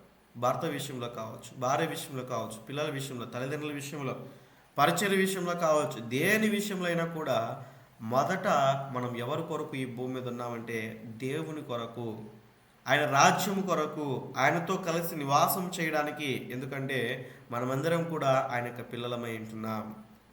దేవుని యొక్క వాక్యంలో మనం చూస్తే నేను జయించి ఉన్నానంటాడు. జయించు వారిని నాతో కూడా నా సింహాసనం మందు కూర్చుండబెడతానంటాడు పరలోక రాజ్యంలో. అటువంటి ధన్యతను మనం పొందుకోవాలంటే ఈ లోకంలో ఆయన నిమిత్తము మనం జీవించేటువంటి విధానముగా, ఆయన నిమిత్తం మనం బ్రతికేటువంటి వారంగా ఉండాలి. అలానే దేవుడు ఒక్కడే అన్న విషయాన్ని కూడా మనం అర్థం చేసుకోవాలి. నామకార్థ క్రైస్తవులు ఈ యొక్క ఉన్నటువంటి ప్రస్తుత దినాల్లో కూడా నామకార్థ క్రైస్తవులు చాలామంది ఉన్నారు. అందరు దేవుళ్ళు ఒక్కడే అని నమ్మేటువంటి వారు ఉన్నారు. క్రిస్మస్ వస్తే క్రిస్మస్ చేసుకుంటారు, ఇంకా రకరకాలైనటువంటి పండుగలు వచ్చినప్పుడు అవి కూడా ఆచరిస్తాడు. అన్నీ కూడా ఒకటే, మనం చేసుకోవాలి. అది ఒక క్రమం. అందరితో పాటు మనం కూడా సమాధానంగా ఉండాలి. వారు పిలిచినప్పుడు వారు పెట్టినటువంటివి తినాలి. ఇవన్నీ కూడా ఆలోచన చేస్తున్న వారు ఉన్నారు. అదంతా కూడా వాక్యానుసారం కాదు అన్న విషయాన్ని మనం అర్థం చేసుకోవాలి. కాబట్టి ఈ యొక్క మాటలు వింటున్నటువంటి మనమందరం కూడా మనం అర్థం చేసుకున్నట్లయితే గలతీ పత్రికలో స్పష్టంగా ఉంటుంది. మీరు దినములను, మాసములను ఏమి ఆచరించకూడదు అన్న విషయాన్ని మనం స్పష్టంగా మనం చూస్తాం. దినాలని, మాసాలని క్రైస్తవులైనప్పటికీ కూడా ఇంకా జ్యోతిషుల దగ్గరికి వెళ్ళిపోయి, కొన్ని జ్యోతిష్యుల దగ్గరికి వెళ్ళిపోయి వారి గురించి అడగడం, క్రైస్తవులైనప్పటికీ కూడా ముహూర్తాలు చూసుకోవడం, క్రైస్తవులైనప్పటికీ కూడా ఇంకా ఆ ఉన్నటువంటి ప్రయాణంలో ఇంకా రకరకాలైనటువంటి మూఢనమ్మకాలు, ఇవన్నీ కూడా మన జీవితాలు ఏలుబడి చేయడానికి వీల్లేదు. ఎందుకంటే దేవుడు ఒక్కడే, మనం దేవుని కోసమే ఉన్నాం. ఈ విషయానికి జ్ఞాపకం ఉంచుకోవాలి. ఈ యొక్క మాటను బట్టి మనం అర్థం చేసుకున్నప్పుడు ప్రభు గొప్పవాడని, ఆయన చేసేటువంటి కార్యములు కూడా మనం యోచించాలి. ఒకవేళ నీవు దేవునికి కాకుండా, దేవునికి మహిమ రాకుండా, దేవుడు చెప్పినట్లుగా నడుచుకోకుండా వేరొకటిని ఆశ్రయిస్తున్నావంటే వాక్యం సెలవిస్తున్న మాట ఏంటంటే యెహోవాని విడిచి వేరొక వాటిని ఆశ్రయించు వారికి శ్రమ కలుగుతుంది. దేవుని విడిచిపెట్టి వేరే వాటిని ఆశ్రయిస్తున్నావంటే నువ్వు దేవుని తక్కువ చేసినట్లు. దేవుని తక్కువ చేస్తే, తక్కువగా చూస్తే దేవుడు ఒప్పుకోడు. ఎందుకంటే ఆయన గొప్పవాడు, ఆయన మంచివాడు. ఈ భూమి మీద ఆయన వంటి వారు ఎవ్వరు లేరు. భూమి మీద కానీ పరలోకంలో కానీ ఆయన వంటి వారు ఎవరు కూడా గొప్పవారు లేరు. ఈ విషయాన్ని మనం జ్ఞాపకం చేసుకోవాలి. అందుకే ఇక్కడ మనం లేఖన భాగాల్లో మనం చూస్తే మనము దేవుని కొరకు అన్న విషయాన్ని మనం చూస్తాం. అందుకే దేవుని యొక్క గుణ లక్షణాల్లో 3 విషయాలు మనం చూస్తూ వచ్చాం. దేవుని యొక్క గుణ లక్షణాల్లో మరికొన్ని విషయాలు మనం చూస్తూ మనం ముందుకెళ్ళినప్పుడు దేవుని యొక్క గుణ లక్షణాలు అనేటువంటిది ఎలా ఉంటున్నాయంటే, దేవుడు ఇతరులతో పంచుకొని లేదా సంభాషించని గుణలక్షణాలు అంటే అవి ఆయనలోనే ఉంటాయన్న విషయాన్ని మనం అర్థం చేసుకోవాలి. దేవుడు ఇతరులతో పంచుకొని లేదా సంభాషించని గుణలక్షణాలు అంటే అవి ఆయనలోనే ఉంటాయి. ఇవి మానవుని ఊహకు అందనివి అని అవి అర్థం చేసుకోలేనివి అన్న విషయాన్ని కూడా మనం చూస్తాం. ఫర్ ఎగ్జాంపుల్ అండి, మీకు అందరికి కూడా ఇక్కడ ఉన్నటువంటి వారిలో నన్ను మహా అంటే ఇక్కడ ఉన్నటువంటి వారిలో ఇద్దరు ముగ్గురు నన్ను చూశారు. ఇద్దరు ముగ్గురు. ఇప్పుడు నేను మీకు కొంతవరకు అర్థమవుతుంది. నన్ను అప్పుడప్పుడు చూసిన వాళ్ళకైతే కొంతవరకు అర్థమవుతుంది. నాతోనే ఉన్న వారికైతే నా గురించి ఆల్మోస్ట్ అర్థమవుతుంది. మిగతా వారు ఇక్కడున్నటువంటి వారు నా గురించి మీకు ఏమైనా తెలుసా చెప్పండి. ఒకవేళ తెలిసినా కూడా ఎంతవరకు తెలుసు మీకు? నా పేరు తెలుసు కదా, మా ఊరు తెలుసు, అదికి మించి నా గురించి తెలియదు. ఒకవేళ నా గురించి తెలుసుకోవాలంటే మీరేం చేయాలి? నాతో సహవాసం చేయాలి అర్థం చేసుకోవడానికి. నాతో సహవాసం చేయాలి. ఎక్కడి నుంచి? దూరం నుంచి కాదు, నా దగ్గరికి వచ్చి నాతో పాటు ఉంటూ మరి నాతో కలిసి పరిచర్య చేస్తూ నాతో కలిసి మరి పరిచర్యలో పాల్గొంటూ మీరు ఎప్పుడైతే ఉంటారో అప్పుడు నా గురించి మీకు అర్థమవుతుంది. బ్రదర్ ఎలాంటి వాడు, ఎలా మాట్లాడుతున్నాడు, తన చూపులు ఎలా ఉన్నాయి, తన ప్రవర్తన ఎలా ఉంది, తన జీవిత విధానం, తన ప్రేయర్ లైఫ్ ఎలా ఉంది, తన యొక్క చెప్పేటువంటి వర్తమానాలు ఎలా ఉన్నాయి, సంఘాన్ని ఎలా నడిపిస్తూ ఉన్నారు, ఇవన్నీ కూడా మీరు దగ్గరుండి చూస్తే తప్ప మీరు అర్థం చేసుకోలేరు. ఈ పాయింట్ మీరు జ్ఞాపకం చేసుకోవాలి. అలానే నాతో ఉన్నప్పటికీ కూడా నేను కొన్ని విషయాలు మీతో మాట్లాడుకోకుండా మీరున్నప్పుడు నేను మౌనంగా ఉన్నా కూడా నా గురించి మీరు తెలుసుకోలేరు.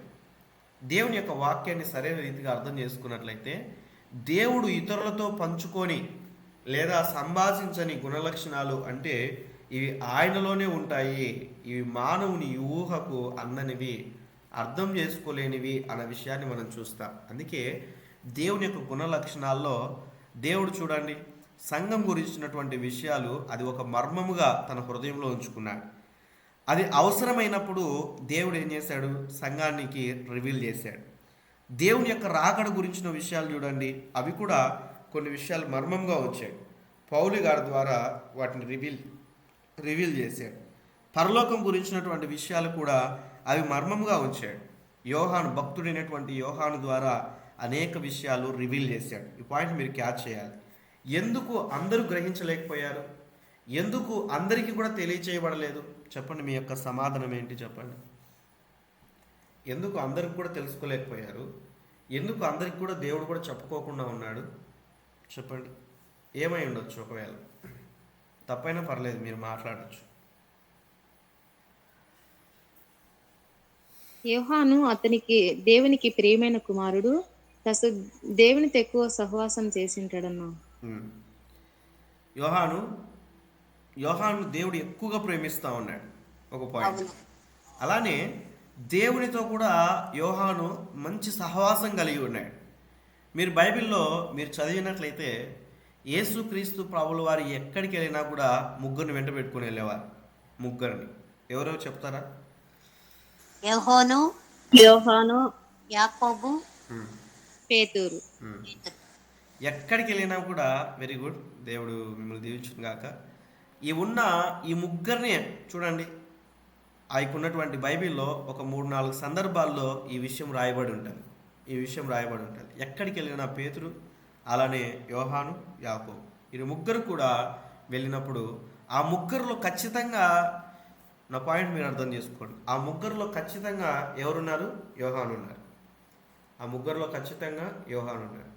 ఇంకా మీకు అర్థం చేసుకోవడానికి మీకు ఒక మాట చెప్తాను. యేసుక్రీస్తు ప్రభుల వారు ఉపవాస కోడికలు పెట్టినప్పుడు ఎంతమంది ఫాలోవర్స్ ఉన్నారు ఆయనకి? ఎంతమంది వచ్చారు? ఇంచుమించుగా లెక్కింపు పురుషుల సంఖ్య. వెరీ గుడ్, 5,000 మంది ఆ యొక్క ఉపవాస కోడికలు వచ్చారు. యేసు ప్రభుని ఎంతమంది వెంబడిస్తున్నారు అక్కడ? చెప్పండి త్వరగా. 5,000 మంది. 5,000 మంది. తర్వాత వారిలో నుంచి కొంతమంది ఫిల్టర్ అయ్యి మరొక చోట ప్రసంగం చేస్తున్నప్పుడు మరొక చోట 4,000 మంది వారు గ్యాదర్ అయ్యారు. 4,000 మంది గ్యాదర్ అయ్యారు.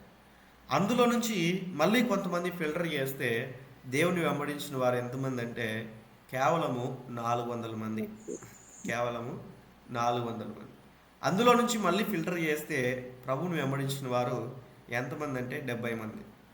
ఈ 70 మంది నా పాయింట్ మీరు అర్థం చేసుకున్నట్లయితే 5,000 మంది వెంబడిస్తున్నప్పుడు కూడా యోహాను ప్రభువుని ప్రభు యేసుక్రీస్తు ప్రభుల వారి యోహాను ప్రేమిస్తున్నాడు. 4,000 మంది వెంబడిస్తున్నప్పటికీ కూడా యోహాను దేవుడు ప్రేమిస్తూ ఉన్నాడు. 400 మందిలో కూడా యోహాన్నే ఎక్కువగా ప్రేమించాడు. ఇంకా ఆ 70 మంది వెంబడిస్తున్నా కూడా ఆ 70 మందిలో కూడా యోహానునే దేవుడు ఎక్కువగా ప్రేమించాడు. నా పాయింట్ మీరు అర్థం చేసుకోవాలి. అలానే మనం చూస్తే యేసుక్రీస్తు ప్రభుల వారికి ఉన్న 12 మంది శిష్యుల్లో కూడా ఎంతమంది శిష్యులు ఆయనకి? 12 మంది. దేవుడు 12 మందిని ఏర్పరచుకున్నాడు. ఆ 12 మందిలో కూడా మరి దేవుడు యేసుక్రీస్తు ప్రభుల వారి యోహాను ప్రేమించేటువంటి విధానాన్ని మనం చూస్తాం. దేవుడు మనల్ని ప్రేమించాడు. యోహాను సువార్త 3:16లో మనం చూస్తే దేవుడు లోకమును ఎంతో ప్రేమించాలనే విషయాన్ని మనం చూస్తాం. దేవుడు లోకాన్ని ఎంతో ప్రేమించాడు. అయితే దేవుడు లోకంలో ఉన్నటువంటి వారందరినీ కూడా ప్రేమిస్తూ ఉన్నాడు. అందరినీ సమానంగా చూస్తూ ఉన్నాడు. క్రైస్తవులుగా ఉన్న మనపైన దేవుడు వర్షాన్ని కురిపిస్తూ ఉన్నాడు, ఎండనిస్తూ ఉన్నాడు. అలానే దేవుడు యేసుక్రీస్తు ప్రభుల వారిని అంగీకరించిన వారి మీద కూడా అదే ఎండ, అదే వర్షము, అదే చదువు, అదే ఉద్యోగము, అదే వ్యాపారము, అదే ఐశ్వర్యం అన్నీ ఉన్నాయి. దేవుడు అందరినీ సమానంగా ప్రేమిస్తూ ఉన్నాడు. బట్ చనిపోయినప్పుడు ఎవరు ప్రభువును సమీపిస్తారనేది చాలా ప్రాముఖ్యమైనటువంటిది. దేవుడు ప్రేమించే విషయంలో అందరినీ సమానంగా ప్రేమిస్తూ ఉన్నాడు. అది ఒక కేటగిరీ. అయితే ఆ ఉన్న వారందరిలో కూడా ఎక్కువగా ప్రేమించాడు యోహాన్ని. ఒక వ్యక్తి ఎక్కువగా మనల్ని ప్రేమించాలంటే మనం ఎలా ఉంటే వారు ప్రేమిస్తారు? చెప్పండి, ఎలా ఉంటే వారు ప్రేమిస్తారు? వారికి నచ్చినట్టుంటే ప్రేమిస్తారన్న. Very good. వారికి నచ్చినట్టు ఉన్నప్పుడు ప్రేమిస్తారు. ఇంట్లో ఫర్ ఎగ్జాంపుల్ మీరందరికీ కూడా ఆల్మోస్ట్ పిల్లలు ఉన్నారని నేను విశ్వసిస్తూ ఉన్నాను. వివాహమైన వారు లేనట్లయితే ఒకవేళ మీ యొక్క గృహాల్లో ఉన్నటువంటి బ్రదర్స్ని కానీ సిస్టర్స్ని కానీ మీరు ఆలోచన చేయండి. పేరెంట్స్లో దృష్టిలో పెట్టుకొని మీరు ఇంట్లో ఉన్నటువంటి బిడల్లో ఒకవేళ 2 ఉన్నా 3 ఉన్నా ఒకవేళ ఉన్నటువంటి విధానంను బట్టి ఎక్కువగా ఎవరిని ప్రేమిస్తారు చెప్పండి? ఎక్కువగా ఎవరిని ప్రేమిస్తారు? మాట్లాడండి. మాట వినేవారిని ప్రేమిస్తారు. Very good. మాట వినేవారిని ఎక్కువ ప్రేమిస్తారు. ఇంకా చెప్పండి, మీకు ప్రాక్టికల్గా చెప్పండి. ఎక్కువ దగ్గరికి వచ్చేవారిని ప్రేమిస్తామన్నా. ఎక్కువ సమీపముగా దగ్గరకు వచ్చేటువంటి వారిని, మాట వినేవారిని ప్రేమిస్తారు. Very good. ఇంకా దేవుని పట్ల భయభక్తులు కలిగి ఉండే బిడ్డని కూడా ఎక్కువగా ప్రేమిస్తాం. దేవుని పట్ల భయభక్తులు కలిగి ఉన్న వారి ఎడల కూడా మనం ప్రేమిస్తాం. మంచిది. ఎందుకు ఈ పాయింట్ అక్క చెప్పారు? మంచిది. ఈ పాయింట్ని బట్టి నేను కొన్ని విషయాలు మాట్లాడతాను. ఒకానొక సమయంలో యేసుక్రీస్తు ప్రభువారి దగ్గరికి వచ్చి ఇక్కడున్నటువంటి 2 కుమారులను తీసుకొని వచ్చి, ప్రభువా నీ రాజ్యములో వీళ్ళని ఉన్నతమైనటువంటి స్థితిలో పెట్టుకో అంటారు. తల్లి యొక్క ఆశ చూడండి. తల్లి యొక్క ఆశ. నీతో పాటి నీ దగ్గర ఒకరిని ఎక్కడ ఉంచుకోమంటారండి? కుడి పక్క ఒకరిని ఎడమ పక్కన ఒకరిని ఉంచుకోమంటే అక్కడ జరిగిన సంభాషణ, ఆ తల్లి యొక్క ఆశ చూడండి. బహుశా ఆమె దేవుని యొక్క సన్నిధికి తీసుకొని వెళ్తున్నప్పుడు ఆ 2 కుమారులు కూడా దేవుని యొక్క సన్నిధికి తీసుకొని వెళ్ళి ఉండవచ్చు. దేవుని వెంబడించేటువంటి విషయంలో ఈరోజు యవనస్తులు ఎలా ఉన్నారు? పిల్లలు ఆ తల్లిదండ్రులుగా ఉన్నవారు మందిరానికి వెళ్ళిపోతే పిల్లలుగా ఉన్నవారు ఇంట్లో తిరగడం, గేమ్స్ ఆడుకోవడం, బయటికి తిరగడం, తాగడం, తిరగడం, ఇలా భయంకరమైనటువంటి దినాల్లో మనం ఉన్నాం. కాబట్టి ఇక్కడ మనం చూస్తే ఈ తల్లి అలా లేదు. ప్రభుతో సహవాసం చేయడానికి కోరుకున్నట్లుగా మనం చూస్తాం. యేసుక్రీస్తు ప్రభుల వారి యొక్క శిష్యులలో అందరికన్నా చిన్నవాడు ఎవరంటే యోహాన్ అండి. అందుకే దేవుడు ఎక్కువగా ప్రేమించాడు. ఇంట్లో పిల్లల్ని కూడా మనం చూస్తే చిన్నోన్ని ఎక్కువ ప్రేమిస్తూ ఉంటారు. కొన్నిసార్లు చిన్నోన్ని ఎక్కువగా ప్రేమిస్తూ ఉంటారు. అర్థం చేసుకోవడానికి యాకోబు ఆ యొక్క ఉన్నటువంటి పిల్లల్లో యోసేపు చిన్నవాడు కదండి. ప్రత్యేకమైన డ్రెస్ కొట్టించాడు, ప్రత్యేకంగా ప్రేమించాడు ఆ ఉన్న విధానం బట్టి. అలానే క్రీస్తు మనల్ని ప్రత్యేకంగా ప్రేమించేటట్లుగా మన ఆత్మీయ జీవితాల్ని సిద్ధపరచుకోవాలి. ఈ విషయాన్ని జ్ఞాపకం చేసుకో. అందరితో పాటు ప్రేమించబడడం వేరు. మనమంటూ ఒక స్పెషల్గా ప్రభు కొరకు ఉండాలి. మన ఆధ్యాత్మిక జీవితాలు మనమంటూ ఒక స్పెషల్గా ప్రభు కొరకు పని చేస్తూ, ప్రభు కొరకు, ప్రభుకు సమీపముగా, ప్రభుకి లోబడేటట్లుగా, ప్రభు మాట వినేటట్లుగా, ప్రభు కొరకు జీవించే రీతిగా, ప్రభు యొక్క ఆజ్ఞలకు లోబడేటట్లుగా దేవునితో సహవాసం మనం కలిగి ఉన్నప్పుడు దేవుని యొక్క గుణ లక్షణాలని మనం అర్థం చేసుకుంటాం. ఈ విషయాన్ని జ్ఞాపకం చేసుకోవాలి. ఇంకా మీకు అర్థం అవడానికి చెప్తాను. సీక్రెట్స్ ఎవరికి చెప్తారండి? రహస్యాలు ఎవరికి చెప్తారు? ఊర్లో ఉన్న వాళ్ళందరినీ పిలిచి చెప్తారా? మాట్లాడండి. లేదు. ఊర్లో ఉన్న వాళ్ళందరినీ పిలుస్తారా? ఆఫీసులో అందరికీ చెప్తారా? చెప్పండి. స్కూల్లో అందరికీ చెప్తారా? ఎవరికి చెప్తారు రహస్యాలు? నమ్మిన వారికి. నమ్మకమైన వారికి చెప్తామన్నా. Very good. నమ్మకమైనటువంటి వారికి చెప్తారు. ఎవరైతే అర్థం చేసుకుంటారో వాళ్ళకి చెప్తారు. ఎవరైతే క్లోజ్గా ఉంటారో వాళ్ళకి చెప్తారు. ఈ విషయాన్ని మనం అర్థం చేసుకోవాలి.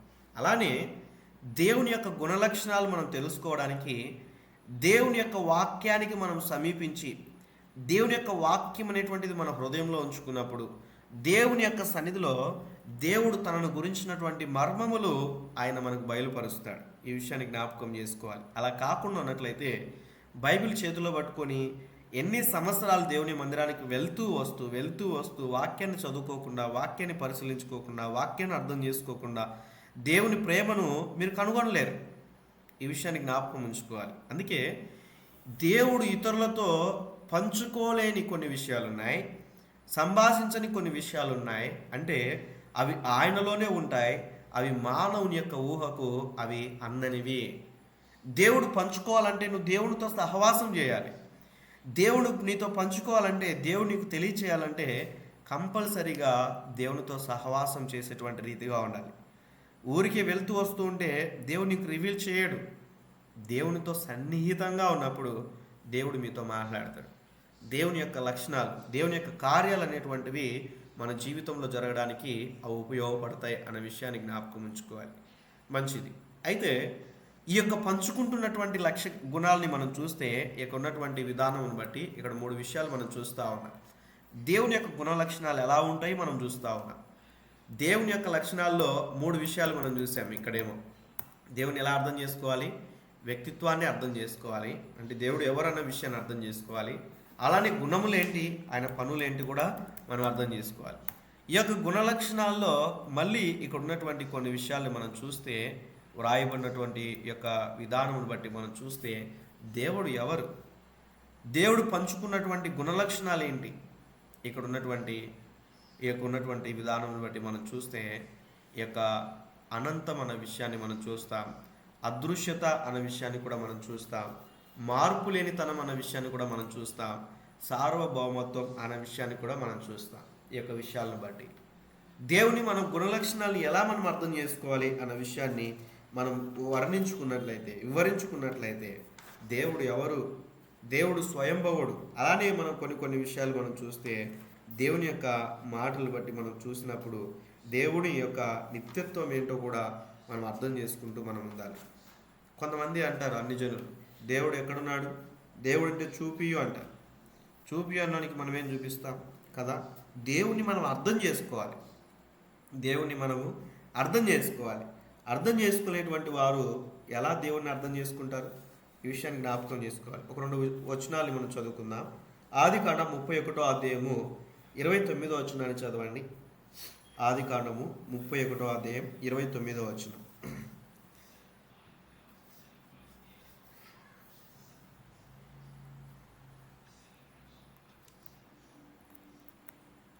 మీకు హాని చేయుటకు నా చేతనవును. అయితే పోయిన రాత్రి మీ తండ్రి యొక్క దేవుడు, అదే బ్రదర్ 31:29 చదువుతున్నారాక? అదే బ్రదర్, చదవండి. అయితే మీకు హాని చేయుటకు నా చేతనవును. అయితే పోయిన రాత్రి మీ తండ్రి యొక్క దేవుడు, నీవు యాకోబుతో మంచిగాని చెడ్డగాని పలుకకుము, జాగ్రత్త సుమి అని నాతో చెప్పెను.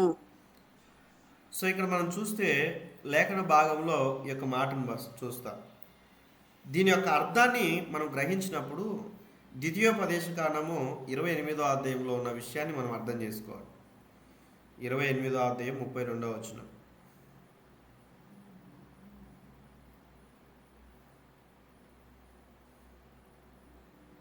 నీ కుమారులను నీ కుమార్తెలను అన్యజనమునకు ఇయ్యబడుదురు.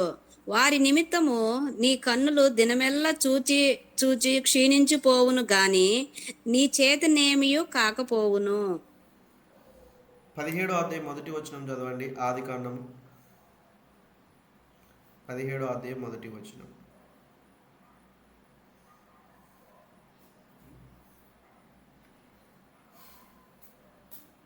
అబ్రాము 99 ఏండ్ల వాడైనప్పుడు యెహోవా అతనికి ప్రత్యక్షమై, నేను సర్వశక్తిగల దేవుడను, నా సన్నిధిలో నడుచుచు నిందారహితుడివై ఉండుము. దేవుని స్తోత్రం. ఇక్కడ మాట్లాడితే ప్రత్యక్షమైన దేవుడుగా మనం చూస్తా. నేను సర్వశక్తి గల దేవుడను అంటాడు. నేను సర్వశక్తి గల దేవుడను అంటాడు. ఈ మాటకు ఉన్నటువంటి ఈ యొక్క అర్థాన్ని మనం చూస్తే, ఈ యొక్క ఉన్నటువంటి ఎలోహిం అన్నప్పుడు దేవుని గురించినటువంటి విషయాలు పాత నిబంధన గ్రంథంలో ఎల్షెడాయ్ అన్నటువంటి యొక్క విధానమును బట్టి మనం కొన్ని వర్డ్స్ మనం చూస్తాం. ఎలోహిం, ఎల్షెడాయ్ అన్న విషయాన్ని. ఎల్షెడాయ్ అంటే సర్వశక్తి గల దేవుడు అన్న విషయాన్ని మనం చూస్తాం. సర్వశక్తి గల దేవుడు ఎల్షెడాయ్. పాటలు పాడుకుంటాం కదా, ఎల్షెడాయ్ ఎల్షెడాయ్ సర్వశక్తిమంతుడా. పాటలు కూడా మనం పాడుకుంటాం కదా. ఈ మాట బైబిల్ గ్రంథంలో సర్వశక్తిమంతుడు అని పాత నిబంధన గ్రంథంలో దాదాపుగా 58 సార్లు రాయబడింది. పాత నిబంధన గ్రంథంలో దాదాపుగా 58 సార్లు సర్వశక్తిమంతుడు అని దేవుని యొక్క ఉన్నటువంటి దేవునికి ఉన్నటువంటి పేరులో కొన్ని వచనాలు మనం చూస్తూ ఉంటున్నాం. ఈ యొక్క విషయాన్ని మనం అర్థం చేసుకోవాలి, దేవునికి ఉన్నటువంటి ఈ యొక్క విషయాన్ని బట్టి. ఇంకా మనం ఆయా రీతిలుగా మనం చూస్తే యెషయా గ్రంథం 6వ అధ్యాయం మొదటి వచనంలో ప్రభు అన్న మాట కూడా మనం చూస్తాం. అందులో అడోనాయ్ అంటారు. మనం ఇంకా యాహువే అంటాం. యాహువే అంటే స్వయంభవుడు అని. అడోనాయ్ అంటే ప్రభువు అని అర్థం. యెషయా గ్రంథం 6వ అధ్యాయం మొదటి వచనం ప్రకారం యాహువే అంటే స్వయంభవుడు అనగా యెహోవా అని అర్థం అన్న విషయాన్ని ఆదికాండం 2వ అధ్యాయం 18వ వచనంలో కూడా మనం చూస్తాం. ఇలా బైబిల్ గ్రంథంలో మనం చూస్తే సర్వశక్తిమంతుడు అని దేవుని యొక్క సన్నిధిలో మార్కు సువార్త 14వ అధ్యాయం 62వ వచనంలో కూడా దేవుని యొక్క వాక్యంలో మనం చూస్తాం. మార్కు 14:62లో కూడా తీనవసరం లేదు, సమయం లేదు కాబట్టి నేను ముందుకెళ్తాం. ఇందులో ఉన్నటువంటి విషయాలు మనం చూస్తే ఈ యొక్క ఉన్నటువంటి ఈ యొక్క విధానం బట్టి ఇక్కడ పంచుకున్నటువంటి గుణలక్షణాలని మనం చూస్తే కొన్ని విషయాలు మనం చూస్తాం. పంచుకున్నటువంటి గుణలక్షణాలని కూడా మనం చూస్తే ఈ యొక్క దేవాది దేవుడు కొన్ని విషయాలు పంచుకున్నాడు, కొన్ని విషయాలు హైడ్ చేశాడు. పంచుకున్నటువంటి విషయాలు ఏంటో మనం చూస్తూ ఉంటున్నాం. చదవండి ఒకరు ఎవరైనా కూడా బైబిల్లో దేవుడు పంచుకున్నటువంటి విషయాలు.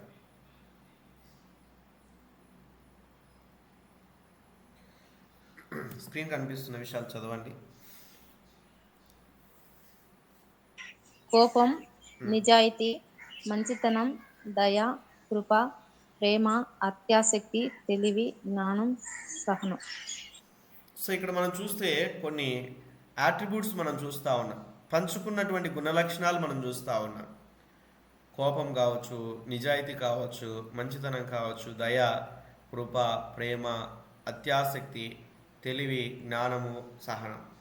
ఇంకా మరికొన్ని విషయాల్లో మనం చూస్తే ఇప్పుడున్నటువంటి దేవుని గుణలక్షణాల్లో, దేవుని గుణలక్షణాల్లో ఒకదానితో ఒకటి సామరస్యంగా ఉంటాయి అనే విషయాన్ని మనం అర్థం చేసుకోవాలి. అంటే అవి ఒకదానితో ఒకటి సంపూర్ణముగా ఉంటాయి, ఒకదానితో ఒకటి కలిసి పనిచేస్తాయి, ఒకదానితో ఒకటి విభేదించవు, మరియు ఏ లక్షణము మరొకటి కంటే ఉన్నతమైనది లేదా తక్కువ కాదు అనే విషయాన్ని కూడా మనం చూస్తాం. అలానే దేవుని లక్షణాన్ని ఎల్లప్పుడూ పూర్తిగా చురుకుగా ఉంటాయనే విషయాన్ని కూడా మనం చూస్తాం.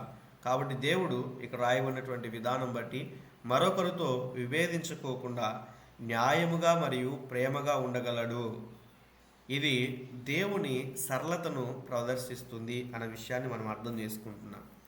ఒకదానికొకటి ఆయన పనులు కావచ్చు, ఆయనకున్నటువంటి విధానం కావచ్చు, ఆయన గుణలక్షణాల్లో ఒకటి తక్కువ ఒకటి ఎక్కువ అనేటువంటిది లేదు. అన్నీ కూడా సమానంగా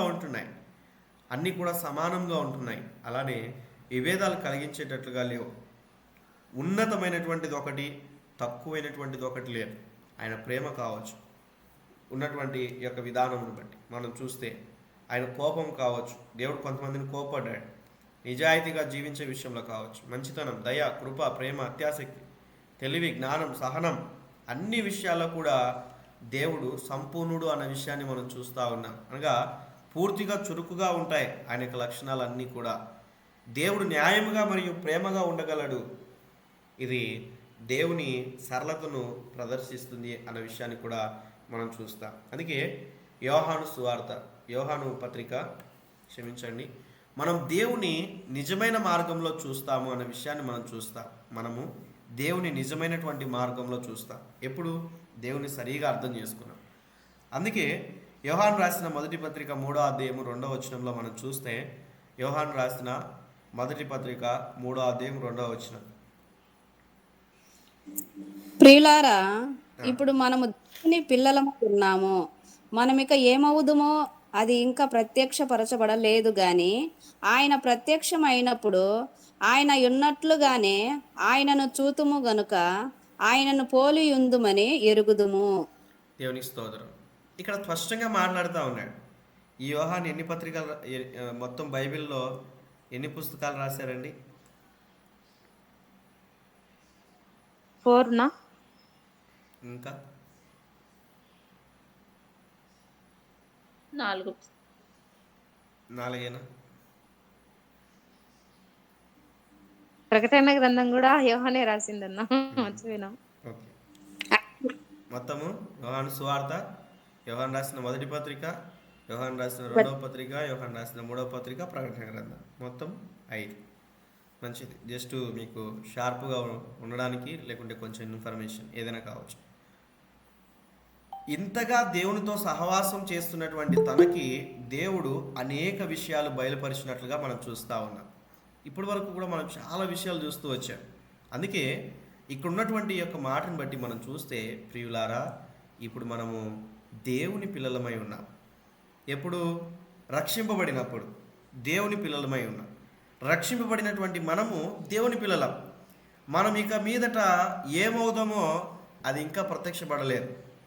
అయితే మనం ఇక మీదట ఏమైపోతామో అది ఇంకా ప్రత్యక్షపడలేదు. అయితే ఆయన ప్రత్యక్షమైనప్పుడు ఆయన ఉన్నట్లుగానే ఆయనను చూతము అన్న విషయాన్ని మనం చూస్తాం. గనుక ఆయనను పోలి ఉందమని ఎరుగుదుము. మనం ఆయన పోలిక అంటున్నాం. మనము ఈ భూమి మీద మరి అందరూ ఒకే పోలిక కలిగి లేరే. కొంతమంది నల్లగా ఉన్నారు, కొంతమంది తెల్లగా ఉన్నారు, కొంతమంది పొట్టిగా ఉన్నారు, కొంతమంది పొడుగుగా ఉన్నారు. మరి యొక్క ఉన్నటువంటి విధానమును బట్టి ఏంది, ఆయన పోలిక అంటే ఏంటి అన్న విషయాన్ని ఎప్పుడు మీకు డౌట్ రాలేదా? ఈ విషయాన్ని జ్ఞాపకం చేసుకోవాలి. ఆయన ఉన్నట్లుగా మనం ఉన్నామని దేవుని యొక్క వాక్యం సెలవిస్తూ ఉంది కదా.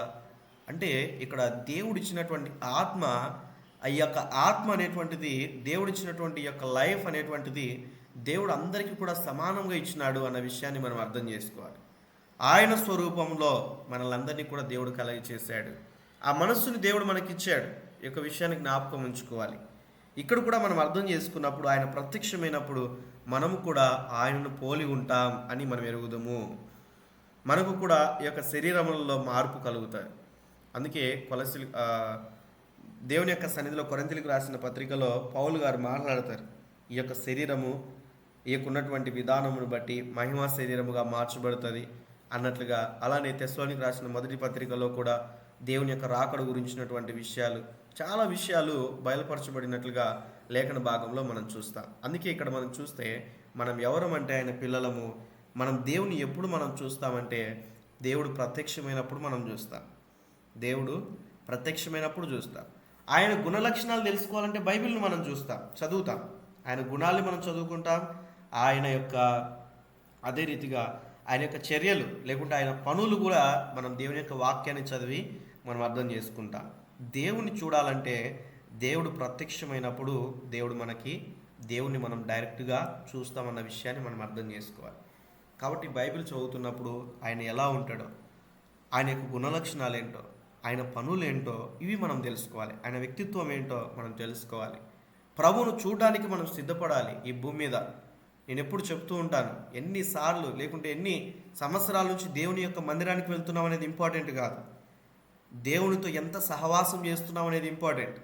ఎంత పరిచర్య చేస్తున్నాం అనేటువంటిది ఇంపార్టెంట్ కాదు. ఎంత దేవుని సమీపిస్తూ ఉన్నాం, ఎంతగా దేవునితో హత్తుకొని జీవిస్తూ ఉన్నాం, ఇది చాలా ప్రాముఖ్యమైనది. ఎన్నిసార్లు బైబిల్ కంప్లీట్ చేసామనేది ప్రాముఖ్యత కాదు. ఎంత దేవుని యొక్క వాక్యానికి లోబడుతున్నావు, ఎంత వాక్యానుసారంగా జీవిస్తున్నావు, అది ప్రాముఖ్యత. ఈ పాయింట్ మీరు జ్ఞాపకం చేసుకోవాలి. కాబట్టి ఈ మాటలు వింటున్నటువంటి మీరందరూ కూడా గ్రహించవలసినటువంటి విషయాలు ఏంటంటే, ఆయన అనంతం, అదృశ్యత, మార్పు లేనితనం, సార్వభౌమత్వాన్ని మీరు అర్థం చేసుకోవాలి. ఈ యొక్క విషయాల్ని అర్థం చేసుకోవాలి. సమయం అయిపోయింది కాబట్టి ఈ అనంతం అంటే ఏంటో, అదృశ్యత అంటే ఏంటో, మార్పు లేనితనం అంటే ఏంటో, సార్వభౌమత్వం అంటే ఏంటో మనం నెక్స్ట్ క్లాస్లో మనం చూస్తూ మనం ముందుకెళ్దాం. ఈ దినాన మనం కొన్ని విషయాలు మనం చూస్తూ మనం ముందుకెళ్ళాం. అందులో నేర్చుకున్నటువంటి యొక్క విషయాల్ని మనం చూస్తే నేను 3 విషయాల్ని మీకు తెలియజేశాను. అందులో దేవుని యొక్క వ్యక్తిత్వం అంటే ఏంటో, ఆయన గుణలక్షణాలు ఏంటో, ఆయన పనులు ఏంటో బైబిల్ మీరు చదువుతున్నప్పుడు ఈ 3 విషయాలను అర్థం చేసుకుంటూ దేవుడు మనల నుంచి ఆశిస్తున్నది ఏంది అనే విషయాన్ని మీరు గ్రహిస్తూ దేవుని యొక్క వాక్యాన్ని చదవాలి. మళ్ళీ చెప్తా ఉన్నాను, మీరు బైబిల్ చదువుతున్నప్పుడు దేవుని యొక్క వ్యక్తిత్వం ఏంటి, దేవుని గుణలక్షణాలు ఏంటి, ఆయన పనులేంటి, ఆయన చర్యలేంటి, ఆయన పనులేంటి, దేవుడు మన నుంచి ఏం ఆశిస్తూ ఉన్నాడు, మన ప్రభు కొరకు ఎలా జీవించాలి, ఈ యొక్క ఉద్దేశంతో, ఈ యొక్క ప్రణాళికతో దేవుని యొక్క వాక్యాన్ని మనం చదువుతున్నప్పుడు దేవుని సరైన రీతిగా మనం అర్థం చేసుకుంటాం.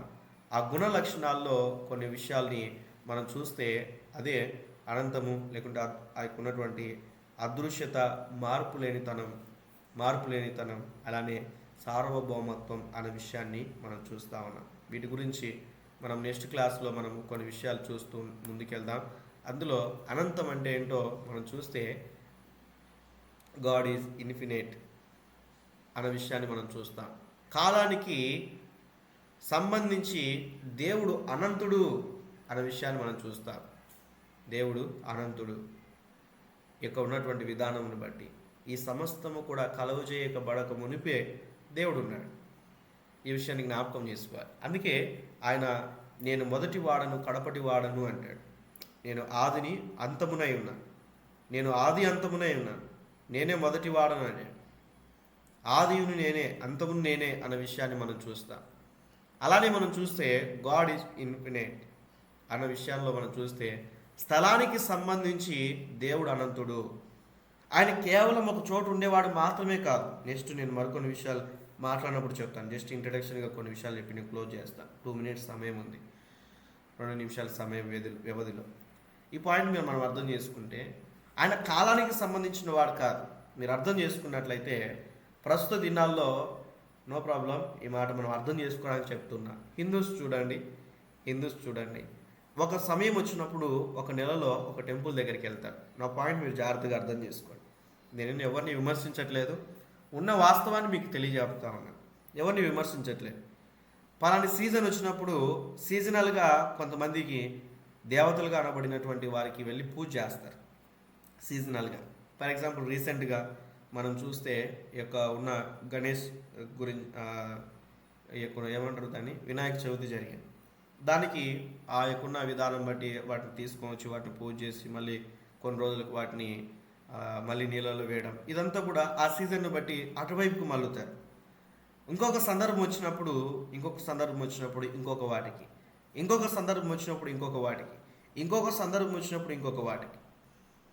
నా పాయింట్ మీరు అర్థం చేసుకోవాలి. కాలానికి సంబంధించి రోజులను బట్టి, నెలలను బట్టి, ఈవెందో నేను కూడా ప్రభు నెరగక మునుపు ఒక్కొక్క రోజు ఒక్కొక్క టెంపుల్కి వెళ్ళేవాడిని. ఫ్రైడే వస్తే మసీద్కి వెళ్ళేవాడిని, ఫ్రైడే టైమ్స్ మసీద్కి వెళ్ళేవాడిని. ఇంకా కొన్ని రోజులను బట్టి, కొన్ని రోజులు బట్టి కొన్నిసార్లు సాయిబాబా గుడికి, ఇంకా ఇలా కొన్ని టెంపుల్స్కి నేను వెళ్ళేవాడిని. నాకున్నటువంటి వ్యవధిలో, నాకున్న ఫ్రెండ్ సర్కిల్ని బట్టి, నాకున్నటువంటి ఆ బ్యాక్గ్రౌండ్ బట్టి ప్రభు నెరగక మునుపు ఆల్మోస్ట్ ఉన్న దాదాపుగా 10th క్లాస్ వరకు కూడా వెళ్ళేవాడిని. 9th క్లాస్లో చర్చికి వెళ్తున్నప్పటికీ కూడా ప్రారంభంలో 1 సంవత్సరం వరకు అలా కూడా ఫ్రెండ్స్తో వెళ్ళేవాడిని. కానీ టెంకాయ కొట్టి పూజ చేయడం ఇలాంటి చేసేవాడిని కాదు. ఫ్రెండ్స్ కోసం వెళ్ళేవాడిని 1 సంవత్సరం.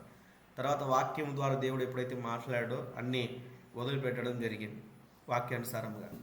ఎందుకు మీకు ఈ మాట గుర్తుకు చేస్తా ఉన్నానంటే, అలా దేవుడు ఒక ఒక కాలానికి సంబంధించిన వాడు కాదు మనం ఆరాధిస్తున్న దేవుడు. ఆయన శాశ్వతత్వాన్ని మనం అర్థం చేసుకోవాలి. మనకి ఇప్పుడున్న సమస్యను చూసి బాధపడతాం. ఎవరు ఈ సమస్య నుంచి విడిపిస్తారు? నాకున్న అప్పుల సమస్యలు, నాకున్న అనారోగ్యము, నాకున్న ఈ యొక్క ఉన్నటువంటి సమస్యలు ఎవరు తీరుస్తారు? ఇలా ఉన్న ఈ చిన్న సమస్యను చూసి బాధపడతారు. నా పాయింట్ మీరు అర్థం చేసుకోవాలి. తాత్కాలికమైనటువంటి వాటి కొరకు వెళ్ళి ఏం చేస్తారంటే ఇక్కడున్న విడుదల కొరకు ప్రయత్నం చేస్తూ ఉంటారు. కానీ ఎప్పుడైతే నువ్వు దేవుని సరైన రీతిగా అర్థం చేసుకుంటావో, ఆయన శాశ్వతమైనటువంటి వాడు, ఈ సమస్తాన్ని కలుగజేసిన వాడండి. నెక్స్ట్ నేను మీకు ఒక మాటను చూపిస్తాను. ఒక పాయింట్ సందర్భం వచ్చింది కాబట్టి ఇంకా రానున్న దినాలు చాలా విషయాలు మనం నేర్చుకుంటాం.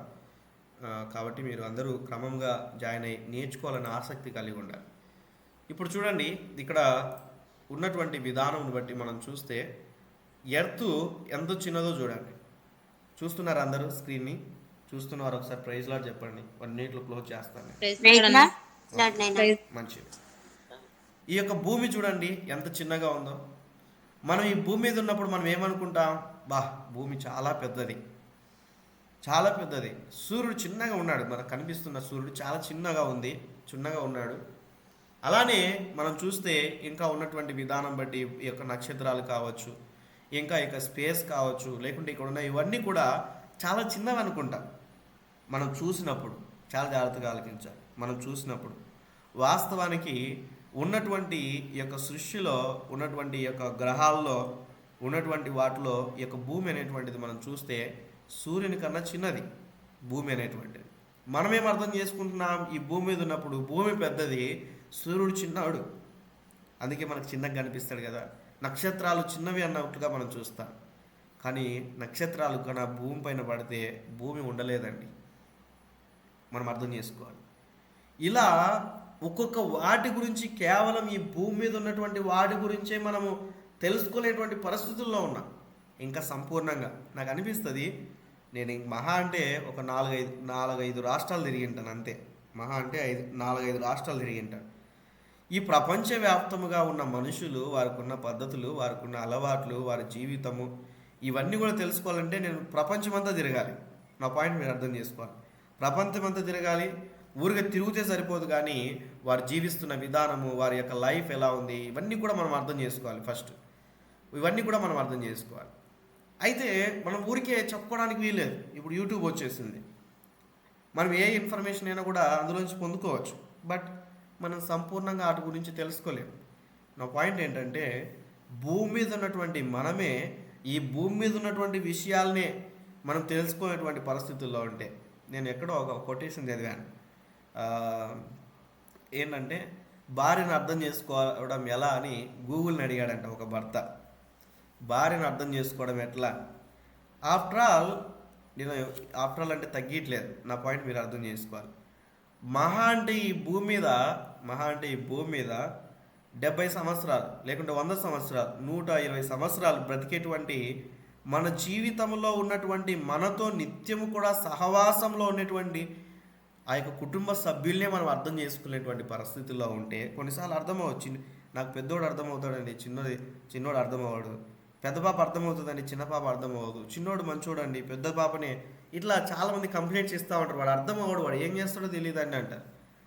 ఒక మనతో ఉన్నటువంటి సహవాసం చేస్తున్నటువంటి కుటుంబంలో ఉన్నటువంటి వారి గురించే మనం అర్థం చేసుకునేటువంటి పరిస్థితుల్లో ఉంటే ఇంకా దేవుణ్ణి మనం ఎలా అర్థం చేసుకుంటాం? మన జ్ఞానం ఎటువంటిది అన్న విషయాన్ని మీకు గుర్తుకు చేస్తూ ఉన్నా. దేవుని జ్ఞానం ఎటువంటిదో మనం మీకు గుర్తుకు చేస్తూ ఉన్నా.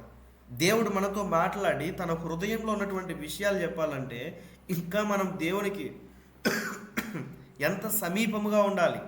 ఎంత సమీపంగా ఉంటే కానీ దేవుడు తన హృదయంలో ఉన్నటువంటి మాటలు చెప్పగలడు.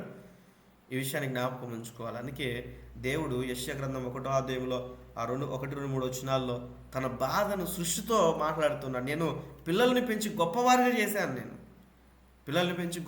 చేశాను, వారు నా పైన తిరగబడుతూ ఉన్నారు.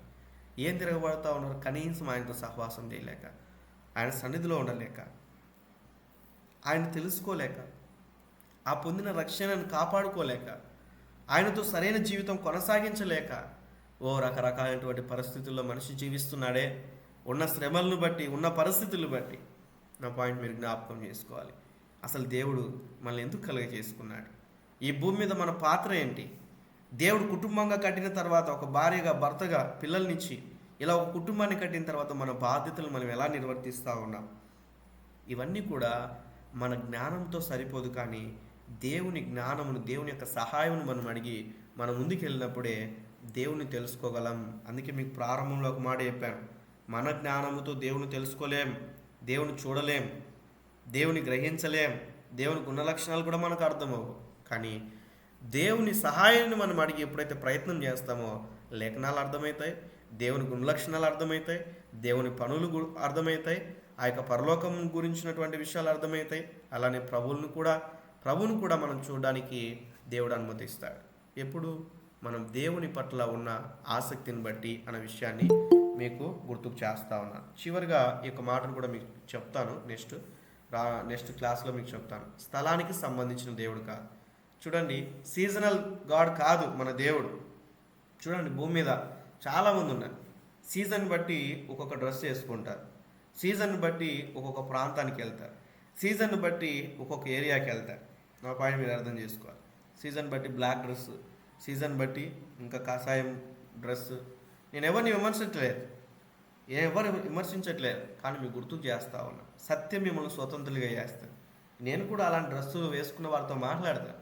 రీసెంట్గా నాతో పాటు ఆ జాబ్ చేస్తున్నటువంటి ఆ కొలీగ్స్లో పని చేస్తున్న సమయంలో వారితో మాట్లాడాను.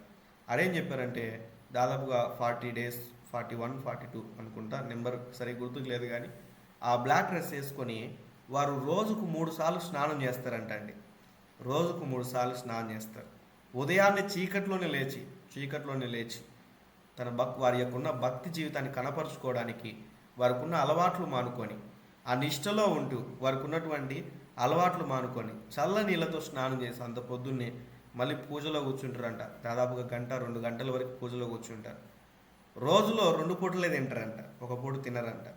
మూడు ఉన్నటువంటి విధానం బట్టి ఆ 40 దినాల్లో 3 సార్లు స్నానం చేస్తారు. 42 రోజుల్లో 3 సార్లు స్నానం చేస్తారంట. వారికి ఉన్న ఆ భక్తి జీవితాన్ని ఇంకా మనం అర్థం చేసుకుంటే, తన కుటుంబంలో ఉన్నటువంటి వారు ఎవరు కూడా నీసు తినడానికి వీల్లేదంట, అనగా మాంసం తినడానికి వీల్లేదు. చాలా జాగ్రత్తగా ఆలకిద్దాం. మాంసం తినడానికి వీల్లేదు. ఇంకా మనం పరిశుద్ధంగా మనం ఆలోచన చేస్తే భార్య భర్తలు కలిసి ఉండడానికి కూడా వీల్లేదు. వారు చెప్పినటువంటి కొన్ని విషయాలు చాలా జాగ్రత్తగా ఆలకిస్తే, వారికి ఉన్నటువంటి ఈ యొక్క ఉన్నటువంటి 40 రోజులు వారు చేస్తున్నటువంటి ఆ భక్తిని బట్టి ఇన్ని పద్ధతులు, ఇన్ని ఆచారాలు, ఇంత నిష్ట కలిగి ఉన్నారే. ఈరోజు క్రైస్తవుడుగా ఉన్నటువంటి నేను మనమందరం కూడా నిష్టలో లేమా? అదే రక్షణ అనేటువంటి యొక్క నిష్ట.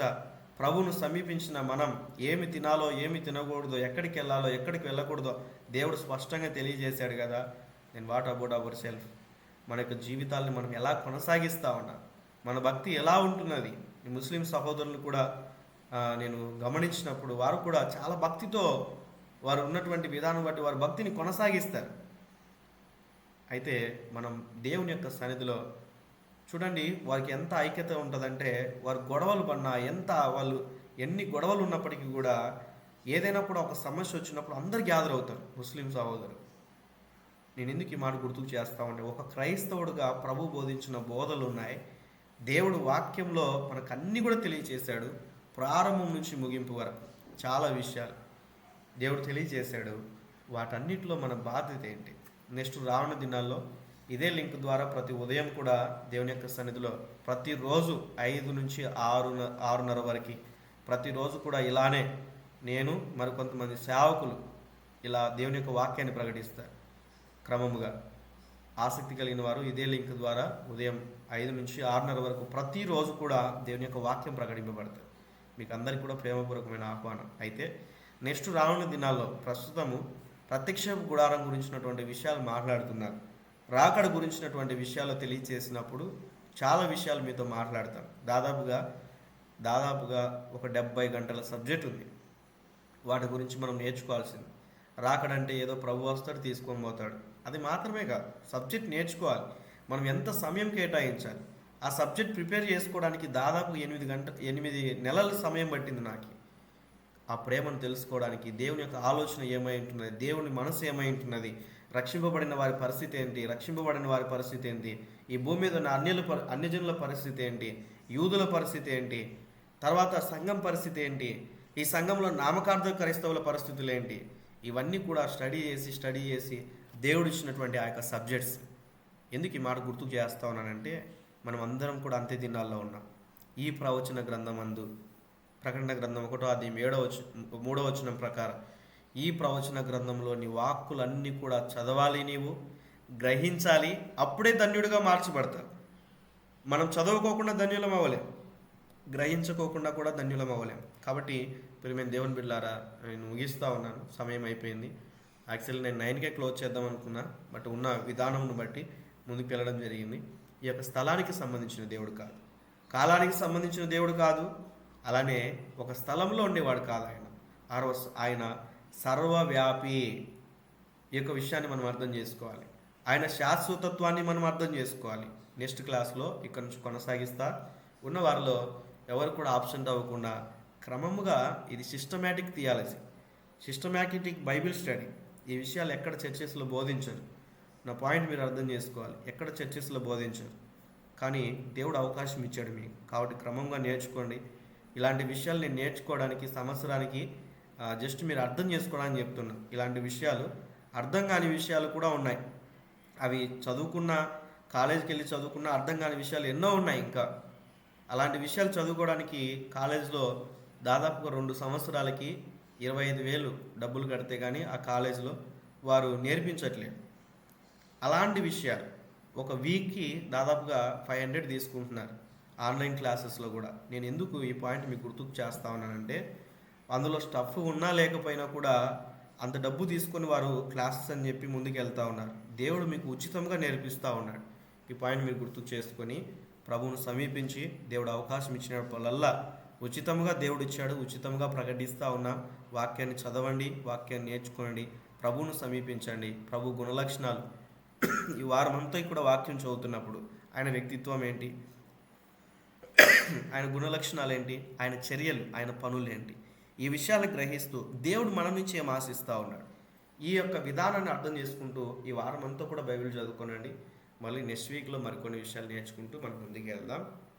మీలో ప్రేరేపింపబడిన వారు ఈ దినాన దేవుడు మనతో మాట్లాడిన విధానమును బట్టి, దేవుడు నేర్పించిన విషయాలను బట్టి ప్రార్థన చేయండి. ప్రేరేపింపబడిన వారు ఎవరైనా ఒకరు ప్రార్థన చేయండి.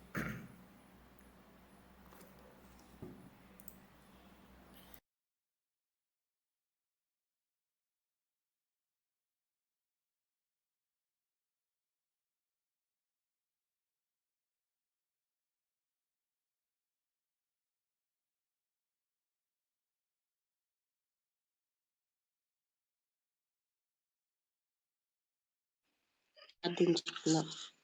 స్తుతి పాత్రుడా, స్తోత్రాడా, మమ్మల్ని మిక్కిలిగా ప్రేమించిన మా ప్రియ పర్లోక ప్రజ, పరిశుద్ధ పాదములకు వేలాది వందనాలు, స్తుతులు, స్తోత్రాలు చెల్లిస్తున్నాను నాయన. అయా మీ సన్నిధానంలో ప్రభ, మరి ప్రతినిత్యం కూడా మీ యొక్క మాటలను వినుటకు ప్రభ, మీరు ఎవరికైతే తెలియపరిచారో నాయన, మీ మాటలు విన్న వారికి, విధేయులైన వారికే మీ యొక్క నాయన మరి మీ గుణ లక్షణాలను ఏ విధంగా ఉంటాయో గ్రహిస్తారు కనుక నా ప్రభా, ఈ యొక్క సాయంకాల సమయంలో నాయన మీరు ప్రేమ కలిగిన దేవుడు, దయ కలిగిన దేవుడు నాయన. అయా మరి జ్ఞానమునిచ్చే దేవుడు, సమస్తాన్ని ఇచ్చే దేవుడు కనుక నాయన ఈ యొక్క నాయన సాయంకాల సమయంలో నా ప్రభా మీకు ఇష్టలైన ప్రజలకే మీరు తెలియచేశారు నాయన. యోహాన్ భక్తుడు మీకు ఇష్టడుగా ఉన్నాడు కనుక నాయన ఈ యొక్క లేఖనాలని వారికి మీరు బోధించిన రీతిని బట్టి, తెలియపరిచిన విధానాన్ని నీకు వందనాలు చెల్లిస్తూ ఉన్నాను నాయన. మా జీవితాల్లో కూడా ప్రభా నాయన ప్రతినిత్యం కూడా మీ మాటలు వినుటే కాదు కానీ నాయన మీ వాక్యాన్ని ధ్యానించి నాయన అందులో ఉన్న లోతైన మర్మాలను గ్రహించినప్పుడే ప్రభా మేము కూడా మీకు ఇష్టంగా మీ బిడ్డలం అనిపించుకుంటాం కనుక నాయన ఈ సాయంకాల సమయంలో ప్రభా మరి మా యొక్క దైవజనులు పెట్టి మీరు చెప్పిన మాటలను బట్టి మీకు వేలాది వందనాలు, స్తుతులు, స్తోత్రాలు చెల్లిస్తున్నాం నాయన. అశ్రద్ధగా కాక శ్రద్ధగా వినిన మాటలు మా హృదయంలో భద్రపరుచుకొని వినటే కాదు గ్రహించే మనసును, అలాగే నా ప్రభా మా జీవితాల్లో అన్వయించుకొని అనుసరిస్తూ నాయన మీ యొక్క వాక్యాన్ని చదువుతూ నా ప్రభ మరి ధ్యానించినప్పుడే మీ మాటలను మేము గ్రహించి నాయన అందు విషయాలను మేము తెలుసుకొని మీరు అక్కడి వరకు ప్రభా మేము ఆయత్తపరచుటకు నాయన మీరు ఇచ్చిన యొక్క నాయన సమయాన్ని బట్టి మీకు వేలాది వందనాలు స్తుతులు స్తోత్రాలు చెల్లిస్తున్నాము నాయన. అయా మేమే కాదు ఇంకా అనేకులను కూడా ప్రభ సిద్ధపరచుటకు నాయన మరి ఈ యొక్క లేఖనాలు విని విడిచిపెట్టక విధేయులమై నాయన మీకు ఇష్టలంగా జీవించే కృపను గొప్ప ధన్యతను మీరు నాకు ఇచ్చినందుకు మీకు వేలాది వందనాలు చెల్లిస్తూ ఉన్నా నాయన. ఈ సాయంకాల సమయంలో వినిన ప్రతి ఒక్కరిని మీరు దీవించండి, ఆశీర్వదించండి, మీ కృపలో బలపరచమని ప్రార్థిస్తూ ఉన్నా నాయన. మర్మాలను మీరు తెలియచేస్తూ నాయన ఈ యొక్క బైబుల్ స్టడీలో నా ప్రభా మీరు చెప్పిన మాటలను ప్రభా మీకు నాయన మీ సన్నిధానములో గ్రహించుటకు జ్ఞానము కలిగిన వారు నాయన ఉన్నారు కనుక నా ప్రభా మీ యొక్క జ్ఞానములోనే మేము వెలుగుట్లో ప్రభా మీ యొక్క నాయన మీ కృపలో మమ్మల్ని అందరినీ బలపరిచి స్థిరపరిచి మీ ఆత్మ చేత నడిపిస్తూ నాయన ప్రతిదినం కూడా నా ప్రభా మీ వాక్యాలతో మమ్మల్ని హెచ్చరిస్తూ బలపరుస్తూ ఉన్న విధానం కొరకు మీకు వేలాది వందనాలు స్తుతులు స్తోత్రాలు చెల్లిస్తూ ఉన్నా నాయన. మా దైవజనులైన ప్రభా మరి నాయన రాజేష్ బ్రదర్ ని మీరు దీవించండి, ఆశీర్వదించండి, చేయుచున్న పరిచర్యను నాయన చేయుచున్న డ్యూటీ విషయంలో మీ దయను మీ కృపను నాయన తోడుగా ఉంచమని ప్రార్థిస్తూ ఉన్నాను ప్రభా. ఇంకా అనేకులను మీ రాజ్యం కొరకు సిద్ధపరచాలన్న ఆశ కలిగి ఉంటుండగా నాయన ఆశను సిద్ధింపచేసి కోరికలను నెరవేర్చే దేవుడు కనుక నాయన ఇంకా అనేకులను చీకటిలో నుంచి వెలుగులోనికి నడిపించాలన్న ఉద్దేశాలను మీరు సఫలపరిచి నాయన ఇంకా అభివృద్ధిలోనికి నాయన అనేకులను నడిపించుట్లో మీ కృపను దయచేయమని ఈ సాయంకాల దీవులతో మమ్మల్ని అందరినీ నింపినందుకు మీకే వేలాది కృతజ్ఞతాస్తుతులు చెల్లిస్తూ మా కొరకై తిరిగి రానయ్యున్న ఈ సతి పరిశుద్ధ నామమ్మని అడిగి వేడుకొని మీ సంధానంలో పొంది ఉన్నాము తండ్రి. ఆమేన్. ఆమేన్.